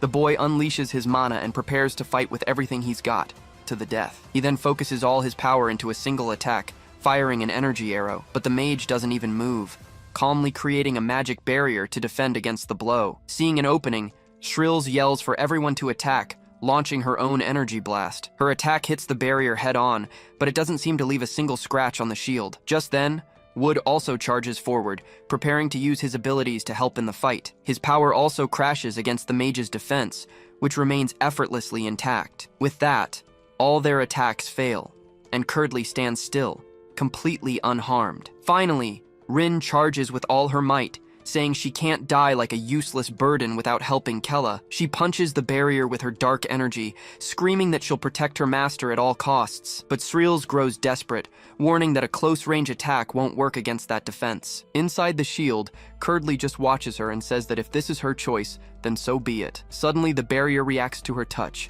blasting a wave of energy that hits Rin directly. An explosion of ice sends her flying, causing the girl to scream in pain. She hits the ground hard, completely defeated and too weak to get back up. Curdly then loses her patience, saying it's fine if she just takes Kella's body. With that, the mage prepares a powerful spell, gathering a large amount of ice mana. She then fires a magical blizzard towards the group, ready to finish them all. But Rin gets up and runs in front, telling everyone to get close to her for protection. The blizzard crashes against her dark energy shield, which withstands the initial impact. Kella runs to her, worried, asking if she's okay after taking all that damage. Crying, the girl apologizes, saying she can never truly help with anything, but she yells that this is no time for that, warning that her shield won't hold for much longer. Inside the shield, Kella shouts to Srills, asking if she has any magic to stop the attack, but she desperately replies that the power gap between her and Curdly is just too wide. Outside, the mage continues to unleash her blizzard, giving them no respite. Rin warns that her shield is already starting to crack and won't last much longer. Kella panics, thinking that if the barrier breaks, it'll be the end for everyone there. The scene shows everyone's despair, knowing they're about to die at the hands of that damned mage. He refuses to accept it and starts thinking fast, looking for a way out of this situation. Suddenly a light goes on in his mind, and he comes up with a risky idea to try and survive. Kella remembers a dark entity that lives within his own consciousness. He believes that if he can find that thing again, he might have a chance to turn the tables. With that, the boy starts screaming, trying to use all his willpower to connect with it. Thrills is startled and asks what he's doing, as his energy is going to shatter the shield, but he doesn't listen and keeps screaming for that thing to come out and show itself. The scene cuts to the dragon, which was flying peacefully, but seems to feel a disturbance in the air. The creature then turns its head back, as if it sensed Kella's call for power. The dragon lets out a low roar, its eye fixed on something it sensed from afar. Just then, Curdly realizes she's sensing Hel Khaldun's energy coming from the boy. She now understands why she couldn't find him before, and continues her attack with even more force. With a smirk, the mage says that unfortunately, it looks like this is the end of the line for them. Kella screams in pain, wondering why he can't enter his own consciousness. He's furious because he thought that power only appeared when he was about to die. Beside him, Thrills panics and screams that the defensive shield is breaking. Curdly ignores everything and continues her ice storm, determined to end the fight. Finally, the barrier shatters completely, and everyone screams, bracing for the worst. Kella looks up in despair, seeing death approach and screaming that this can't be the end. But suddenly, the dragon appears out of nowhere and lands right in front of them, blocking the view. The giant creature uses its own body as a shield, protecting the group from the mage's attack. Everyone is speechless, wondering what the hell is happening and why the dragon came back. The creature faces the mage, who is in shock to see her attack has been blocked. Curdly is completely confused, wondering why the dragon is suddenly defending them. The creature then endures the rest of the ice attack, shielding everyone with its body. Kella approaches and touches the dragon, still shocked and unable to believe what's happening. In that moment, their eyes connect, as if a bond is being forged between them. He starts seeing strange images and wonders if they are the dragon's memories. In one of the visions, he sees a woman with a gentle smile who looked very familiar. It was his mother, and he realizes the dragon knew her. They used to play together in the water. The memories continue, showing the affection and friendship that existed between them. Suddenly, the dragon looks at him, and a voice echoes in his head, telling him to run. Kella is startled, realizing that it was the dragon's voice speaking in his mind. The creature then turns its head to the side, as if preparing to do something. With that, the dragon spits a kind of bright red orb towards the boy. Kella holds it in his hands and asks what it is, completely confused by the situation. The dragon's voice echoes again, explaining that it's his clairvoyance stone. He's speechless, wondering why the dragon would give such a treasure to him. The dragon says there's no time to explain, and tells Kella to hide his power and flee. Kella is shocked by the warning, questioning why he would have to do such a thing. But the creature insists, letting out a roar and telling him to hurry up and get out of there. Without waiting, the dragon turns and fires a powerful blast of fire at the mage. The attack hits Curdly's barrier head-on as she shields herself from the blast's impact. She finds it very strange to see a dragon helping a demon, as it's not common at all. Kella realizes there's no time to think, and that he needs to use the chance he's been given. He yells for everyone to run while the dragon distracts the mage with its firepower. Curdly gets annoyed, wondering why such a strong dragon had to interfere right now. She understands this complicates things and that she'll need to come up with a new plan. The dragon glares at her with hatred, preparing to continue the fight and buy the group more time. Then, it unleashes another blast of fire, this one much stronger than the last. The attack completely engulfs the barrier, showing just how powerful the creature is. Mockingly, Curdly asks if that's the best attack the dragon can manage. She then says she'll have to try a little harder, and her eyes glow with mana. A giant magic circle forms in the sky, and the dragon braces for what's coming. From within it, an ice meteor begins to materialize, brimming with magical power. With her eyes glowing, Curdly casts her strongest spell to end the fight. The dragon unleashes its fire breath, trying to stop the meteor heading its way. It puts all its strength into the attack, but it seems like it won't be enough to win. Just then, the creature's eye glows, as if an old memory has come to its mind. It's a flashback of it sleeping peacefully beside Kella's mother many years ago. The woman was smiling, showing how strong the friendship and affection between them was. Back in the present, the dragon is filled with determination, ready to protect her son. The meteor hits the ground with full force, causing an icy explosion that freezes the area. The fleeing group stops and looks back as they feel the impact of the power. Kella wears a shocked expression, worried about what happened to his protector. The smoke clears, revealing a giant, blood-stained block of ice where the dragon was. The creature has been defeated and is trapped in the ice as the mage slowly approaches. She doesn't understand why a dragon would help demons, finding the whole thing very strange. Curdly gets closer and says she'll look into the dragon's memories before it finally dies. But the creature lets out one last roar, and its body begins to glow with fiery energy. Then, an explosion of flames erupts, catching the mage completely off guard. The dragon's voice calls her a selfish and cruel human,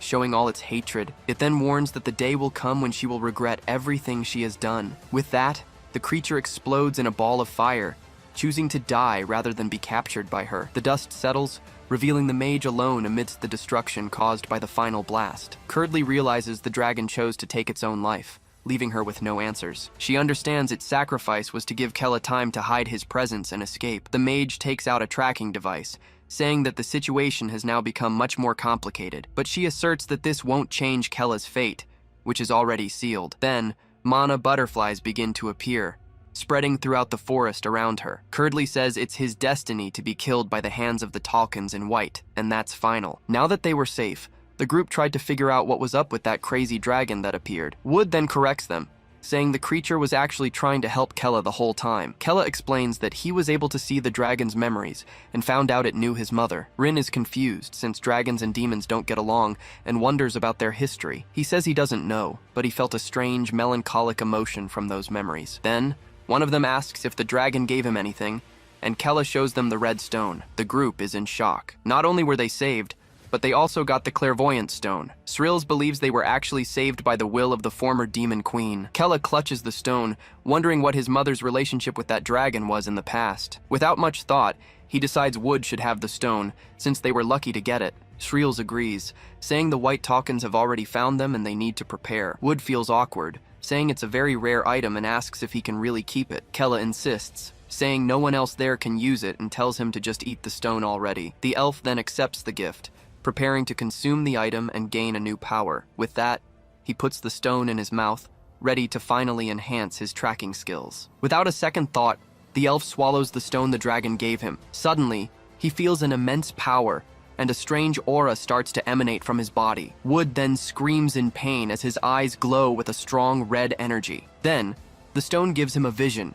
showing him the dragon's past memories. It's revealed that, since birth, it was used as a test subject for human experiments. The scientists performed cruel tests on it, regardless of the pain the creature felt. The torture happened every day, with the poor dragon being endlessly cut and pierced. They would tear it to pieces, and just as it was about to die, they would heal it to continue. After centuries, its mind was already broken, and it had lost all hope. The humans even mocked it, celebrating that the dragon could no longer even cry out in pain. But, just as it was waiting for death, the demon king Turk Khaldun began his invasion. The old demon king screamed that he would mercilessly kill every single one of those filthy humans. In the midst of the battle, the laboratory where it was imprisoned was completely destroyed. With the place destroyed, the dragon finally managed to break free from its prison. And that's how it escaped that hell, finally achieving its long-dreamed-of freedom. Finally free, the dragon could feel the freedom of flying through the skies for the first time. So, it begins to search for others of its kind, hoping for a new beginning. It tells the others about the cruelty of humans and suggests allying with the demons. But to its surprise, none of the other dragons believed what it was saying. You see, they already had a friendship with the humans and fought alongside them against the demons. What the dragons didn't know was that this friendship only existed because of sacrifices. The humans used dragons in experiments to learn how to approach their race. Moreover, they wanted to understand and steal the unique magic that only dragons possessed. But this truth was not accepted, as they already hated demons with all their might. And on the other hand, the demons themselves also saw it as an enemy in that war. Because of this, it ended up not fitting in anywhere, neither with dragons nor demons. Alone, the dragon begins to wonder why it was born into this world after all. It can't fit in anywhere, and feels like it can't do anything to change it. Without understanding its purpose,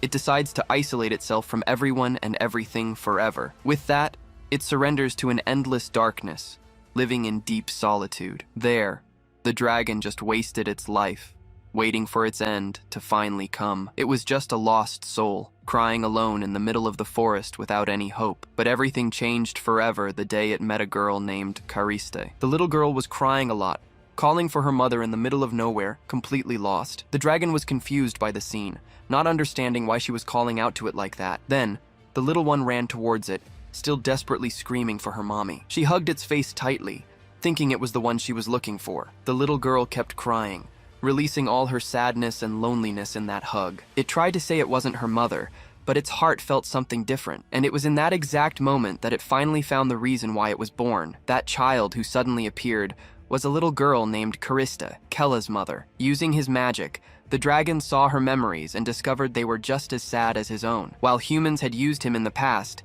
demons had tortured her. They were an independent group called Tarsika, who acted on their own and with great cruelty. They analyzed dragon magic to learn how to dominate and subjugate their race. Tarsika would steal dragon eggs to use the hatchlings in their terrible experiments. As soon as Cariste was born, she was immediately taken by them to become a test subject. She had the greatest magical potential of all, and suffered more than anyone else in that place. Because of this, she could use transformation magic, the most difficult type that existed. And this was the main reason she suffered so much at the hands of that group. Cariste felt pain at every moment, but in the midst of all that constant despair, she managed to develop teleportation magic on her own, creating a chance to escape. The little girl managed to escape that hell and traveled for a long time, alone and afraid. She continued her lonely journey until the day she finally found the dragon. He believed she was drawn to him because of their similar cruel destinies. All the pain he felt for being born a dragon seemed to carry an enormous weight, but it was nothing compared to the happy life he lived alongside his dear Cariste. But one day, everything changed, and a strange confusion took over the dragon's mind. Cariste noticed the change and asked her master what was going on with him. He didn't recognize her, asking who she was, which left the girl very confused. The creature just stared at her, analyzing her form, which seemed to be that of a demon. With hatred, the dragon yelled, asking who she was and demanding she identify herself immediately. She became desperate, not understanding, thinking perhaps it was some kind of test, but he warned her it didn't matter, and that he would kill her without mercy anyway. The woman then screamed for her master as she was hit by a fire attack. The dragon just wanted to live happily with her, but his body wouldn't last like the others. Because of the experiments, his body began to break down when it reached its limit. Cariste, fallen, cried out, asking if he really didn't remember her anymore. At that, he seemed to come to his senses and finally managed to remember the name Cariste. With a glimmer of hope, she asked if he was okay now and if he remembered her. He apologized, saying with sadness that he didn't want to attack her like that. And that's when he realized that his body and mind were finally collapsing. Cariste was in shock, and the dragon knew he had to leave before he no longer recognized her. With a heavy heart, he flew far away, knowing he had to leave his beloved disciple. The girl was left behind screaming, begging her master to stop playing around and come out. But he never returned, and she cried in despair, screaming his name over and over. For Cariste's sake, the dragon went as far as he could so he wouldn't hurt her. Alone, he began to prepare for the end of his life, waiting for death to arrive. His last days were spent living on the happy memories he had with Cariste, but he went through cycles of remembering and forgetting her due to his failing mind. He felt his memories fading and realized his life would soon come to an end. But one day, while waiting for death, something unexpected finally happened. From far away, he sensed a familiar energy that filled him with a strange feeling. On instinct, he began to fly, following that energy to find out where it was coming from. On the last day of his life, he finally found the source of the energy that was calling to him. The scene shifts back to the present, with the dragon being summoned by the power Kella released. He had been guided there to fulfill his final mission, to protect that family. And this energy,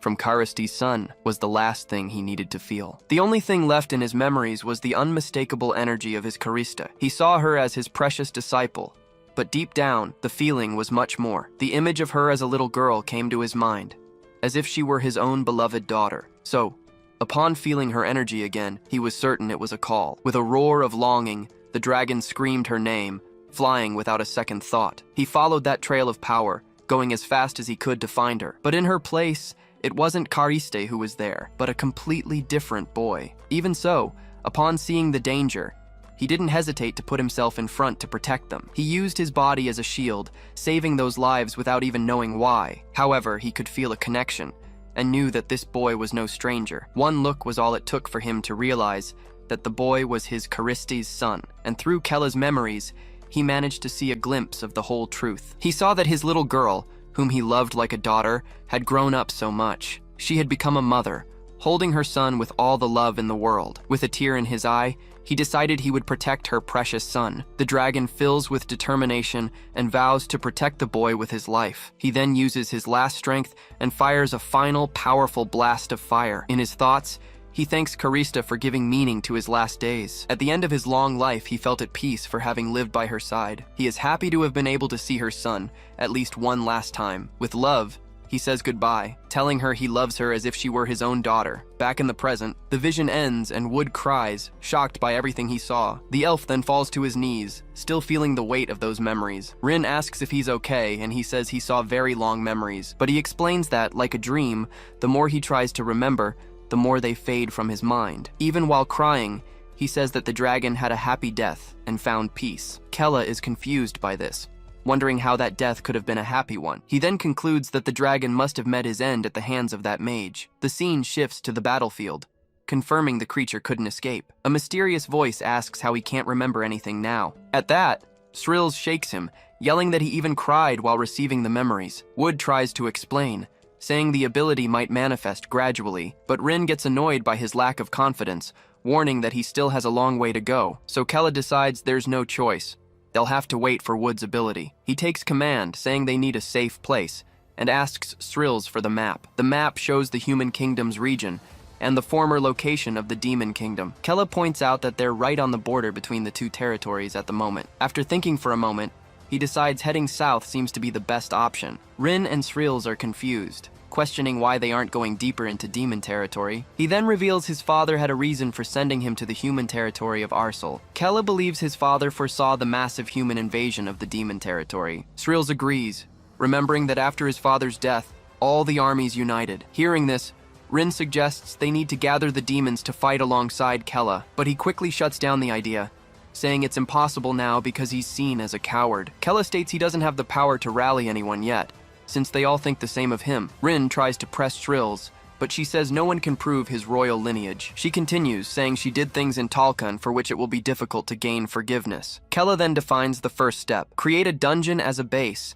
and he needs achievements. He declares with conviction that he needs to prove his strength to make the demons follow him. The girls get excited about the idea, thinking the plan to accumulate achievements is brilliant. Rin says that over time, the demons will naturally gather around him. That way, he'll prove his worth and become the next demon king. There's no better way. Kella returns to the map, deciding they'll first create a base in the south and a strategy. With the whole group excited, they shout together, ready to start the mission now. In his thoughts, Kella is relieved they are following his improvised plan well. He thinks he has finally gathered the companions he needed, but the danger is still great. The image of Curdley appears in his mind, as he knows it's dangerous to face the White Talcan. With a focused gaze, he realizes he needs more information about this world. He reflects that everything here, from magic to monsters, is familiar and seems a lot like a game. He thinks that if there's a connection between this world and his past life, everything changes. With that, he will use the power and status of the Demon King's son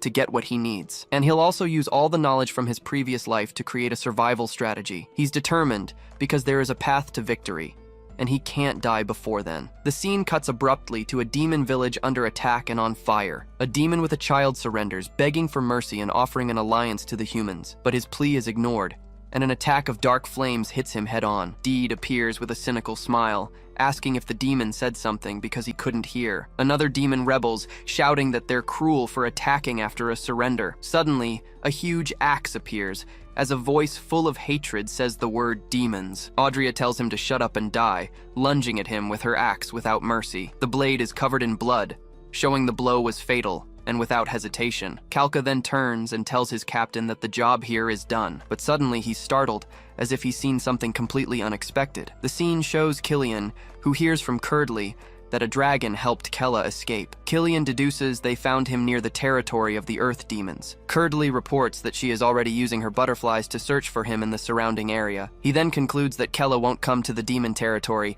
which has become a sea of flames. With that, Killian orders everyone to finish the job and meet where Curdley is. But Audrea gets angry, asking about the other demons and wanting to finish them all off right there. Killian tells her to calm down, warning that it won't be too late to do that after they kill Kella. He reveals his revenge, saying he needs to exterminate the lineage that killed his brother. The scene returns to Kella, who feels a strange, sudden chill that makes him tense. The group is now riding, and Srills explains that the cold makes sense as they've been heading south for a week. Kella notes they haven't been followed by the Talcan and hopes to keep avoiding them. He needs time, at least until all his preparations are complete. Suddenly, the mounts stop abruptly, digging their hooves into the ground without warning. Rin gets scared and asks why the unicorns suddenly stopped running. Then Wood explains that the unicorns are refusing to move forward. Wood explains they felt they wouldn't survive in the environment ahead, but Kella assures them it's fine. He then decides they can send the unicorns back, as they've finally reached their destination. Wood affectionately says goodbye to his mount,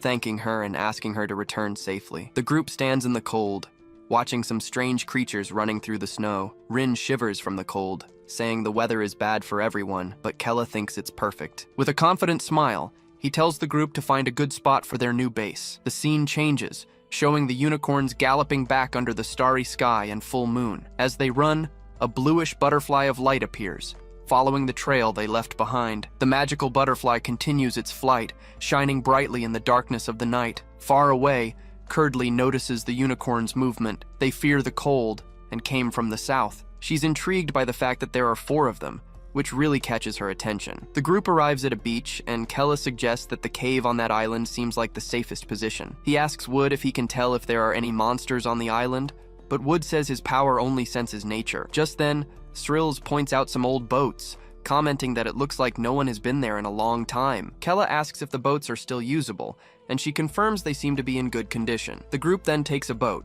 beginning the 200-meter crossing to the island. He notes that it's not too far, but the water is deep and the waves are quite strong. Kella thinks this makes the location perfect, as it will be easy to detect any approaching intruders. Arriving at the cave, he finds the entrance is quite wide and asks Srills to use an illusion spell. "That's a piece of cake," she says, already raising her hand to cast the camouflage spell. With a purple glow, a checkered magical barrier begins to form in front of the entrance. The illusion then completes itself, making the cave entrance disappear completely from view. Inside, Kella comments that it seems to have been used a long time ago and decides to look around. A little further in, they notice the cave path splits in 2. Kella then turns and asks Wood for more details about the place's structure. Wood explains that there are 2 narrow paths that lead to a room and then meet up. He continues, saying that deeper inside there's a room connected to a small exit. After hearing everything, Kella suggests they split up to check both paths. Srills quickly grabs his arm, asking if the 2 of them should go one way, but Rin reacts instantly,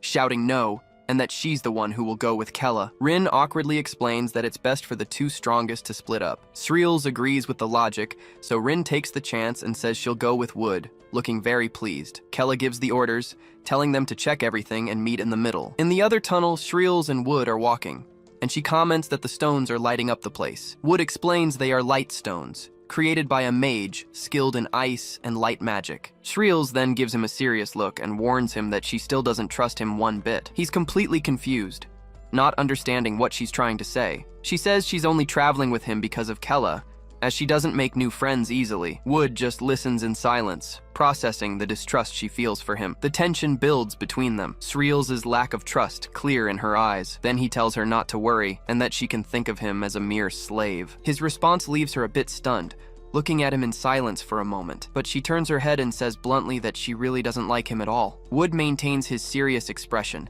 unshaken by her direct statement. Meanwhile, Kella says it would be nice if they could make light stones too. Rin yells for him to watch out for a rock, telling him not to trip on it. He doesn't understand why she's so worked up, finding her behavior funny. Suddenly, a blue slime appears out of nowhere, hopping into their path. Kella is shocked and yells out, surprised to see a real slime in front of him. He gets super excited, since he's only seen slimes in games and has always wanted to touch one. But Rin is enraged by the monster's audacity and attacks with her dark magic. She shouts that she'll evaporate the slime for daring to block Master Kella's path. With her hands full of power, she prepares to finish off the monster once and for all. After defeating it, she looks at Kella as if expecting a compliment from him. So he just praises her good work, and she thanks him happily for the recognition. She promises to take care of anything that shows up, but Kella asks her to calm down a bit. Just then, the entire cave begins to shake with an impressive and frightening force. The 2 look up, startled, not understanding what's happening,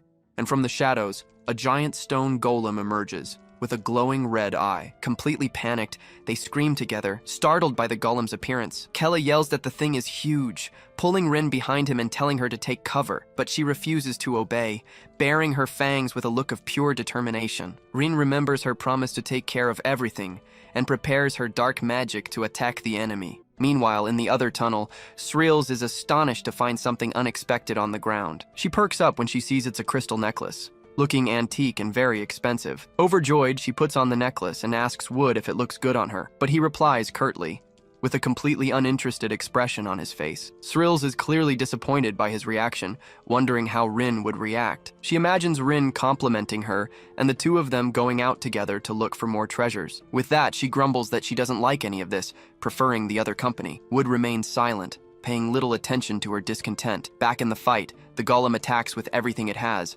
throwing Rin away with a single blow, but she recovers, believing that if she manages to destroy the golem, everything will be all right. The stone monster prepares a powerful blow, aiming directly at the little demon. The fist hits her squarely, with a brute force that shakes her body. With the impact, Rin is thrown backward, spitting blood and seriously injured. Kella shouts that it's impossible to defeat him without weapons, as their attacks are ineffective. But even wounded, she refuses to give up and shouts that she can still fight. She charges forward with her magic, yelling that she can still fight the monster. But the golem strikes her again, and she feels the strong impact of the blow. Kella shouts her name, asking why she's trying so hard. Even wounded, Rin gathers her strength to continue fighting the stone giant. She then shouts that this way, she won't be able to serve as his attendant. He doesn't understand anything, wondering what she means by that. At that moment, a flashback begins, showing the first time she entered the castle. Kella's father questions him, asking if he really wants to be friends with a servant. Little Kella, crying a lot,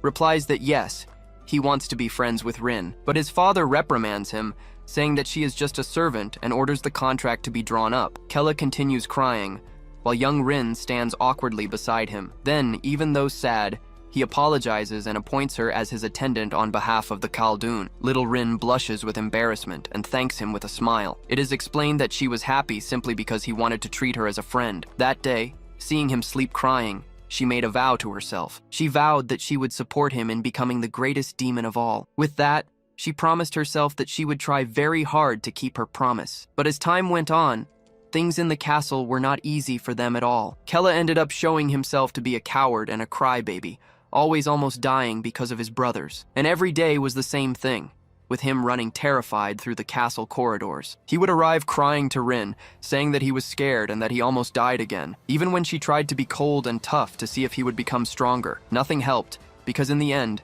young Kella never really changed. Because of this, she was always ignored and mistreated by the other servants. They forced her to eat scraps, saying she would die with Kella anyway. Poor Rin ate horrible food, and they even threw molten lava on her. Even at bedtime, she had no peace, having to stay alone and isolated in the stables. But even there, she wasn't safe, because the other servants would torment her during the night. They accused her of seducing Tarmi and threatened to hurt her with a sharp dagger. Completely terrified, little Rin begged them not to do that to her. It was during this time that she confessed to having begun to deeply hate Kella. She thought that because of the contract, if he died, she would die too. So, in a moment of desperation, she thought it would be better if they both died together. And with this dark thought, she tried to take both their lives at once, but her attempt failed, and she dropped the dagger to the ground, powerless. Kella had an absurd power of recovery, and she couldn't kill him at all. She fell into despair, wondering what to do, since she couldn't even die. They both cried together, and she gave up on everything, living as an empty shell. But Rin shouts that suddenly, he changed completely overnight. She continues saying that he became a totally different person than before. The Kella of today seemed much stronger and more confident, like a true demon. She shouts with determination that he now looks like the true heir to the great demon king. With this new motivation, she returns to the fight, blocking the golem's blow with her power. She laments, saying that until now, she has only managed to be a burden to him, and if she is to continue being a burden, she prefers to give her all now. She shouts that if it continues like this, she shouldn't stay by his side anymore. Her magic explodes with everything, raising a cloud of dust and debris from the cave, but the attack fails, and she falls to the ground, completely powerless to continue. Her face bruised, she begins to speak in a weak, sorrowful voice. Then she cries, saying that she never truly wanted to be abandoned by him. Kella simply watches her, listening to her outpouring with a serious look on her face, but the golem recovers and raises its fist, ready to crush Rin at once. She sees the attack coming, but no longer has the strength to dodge the blow. But at the same moment, Kella prepares an attack, concentrating blue energy in her hand. She then unleashes the magic, which goes all out towards the stone golem. Its power hits the monster squarely, causing an explosion of blue energy. He grabs Rin and asks if she's an idiot for risking her life to protect him. Kella then firmly declares that she would never abandon a servant like her under any circumstances. Rin is speechless, only calling out his name, touched by the declaration she heard. With a smile, he assures her that even if she tries to run away, he won't let her. Hearing that, Rin starts crying again, sniffling with emotion and relief. She then hugs him tightly, crying and calling out Master Kella's name loudly. He thinks that now he has all her memories, and knows that her feelings are genuine. With this in mind, he decides that for the sake of the future, he will make Rin the strongest attendant. In the other tunnel, they reach the first chamber, much larger than it seemed. Sreels gets excited when she finds a diamond bracelet and wants to show it to him. She immediately tells him she won't give it to him, even though he shows no interest. But then Wood gives her a serious look, asking if she doesn't know or is just playing dumb. She's completely confused until the bracelet starts to glow in a strange way. Suddenly, the bracelet transforms, binding her wrists with a bluish light. Sreels struggles desperately to get free, shouting to know what the hell this is. Just then, she senses a dark presence behind her and is terrified by what she sees. A giant treasure spider appears, and she can't believe a creature like that was hiding there. She asks if that's a treasure spider, realizing the bracelet was bait. Furious, she yells at Wood for not doing anything to stop it as the spider advances. He defends himself, saying he thought she already knew and that's why he just watched. With no time to argue, the giant spider attacks her with its sharp claws. Wood keeps talking, saying he thought she had some other plan in mind, so he didn't interfere. She's furious with herself for letting her guard down and being unable to grab her staff. Panicking, she says she can only trust Wood, pretending she let herself get caught to test him. He's suspicious of her excuse, asking if she really wanted to test his strength. She insists she was caught on purpose, and challenges him to do something about it now. Without hesitation, he draws a dagger and says he'll free her from the cursed bracelet. He then tries to cut the bracelet with his blade, putting all his strength into it, but she screams in desperation, warning him that it's a barrier and can't be broken physically. He stops for a moment, realizing his dagger attack did nothing. Just then, the treasure spider takes its chance and spits green acid at them. Wood shields her with his body, warning that the acid melts anything it touches instantly. He asks what to do since there are no roots in the cave for him to use. Annoyed, Sreels says she could kill the beast with magic and tells him to figure something out, fast. The spider wastes no time and launches another acid attack at the two of them. To save her, Wood shoves her aside, but his leg gets hit by the corrosive acid. The monster then prepares to deliver the final blow, its claws ready to strike. The spider's attack throws Sreels back forcefully, making her fall to the cave floor. Sreels becomes enraged, realizing the monster is targeting her because she's trapped by the barrier. The spider then raises one of its sharp claws ready to finish her off. She grinds her teeth in hatred,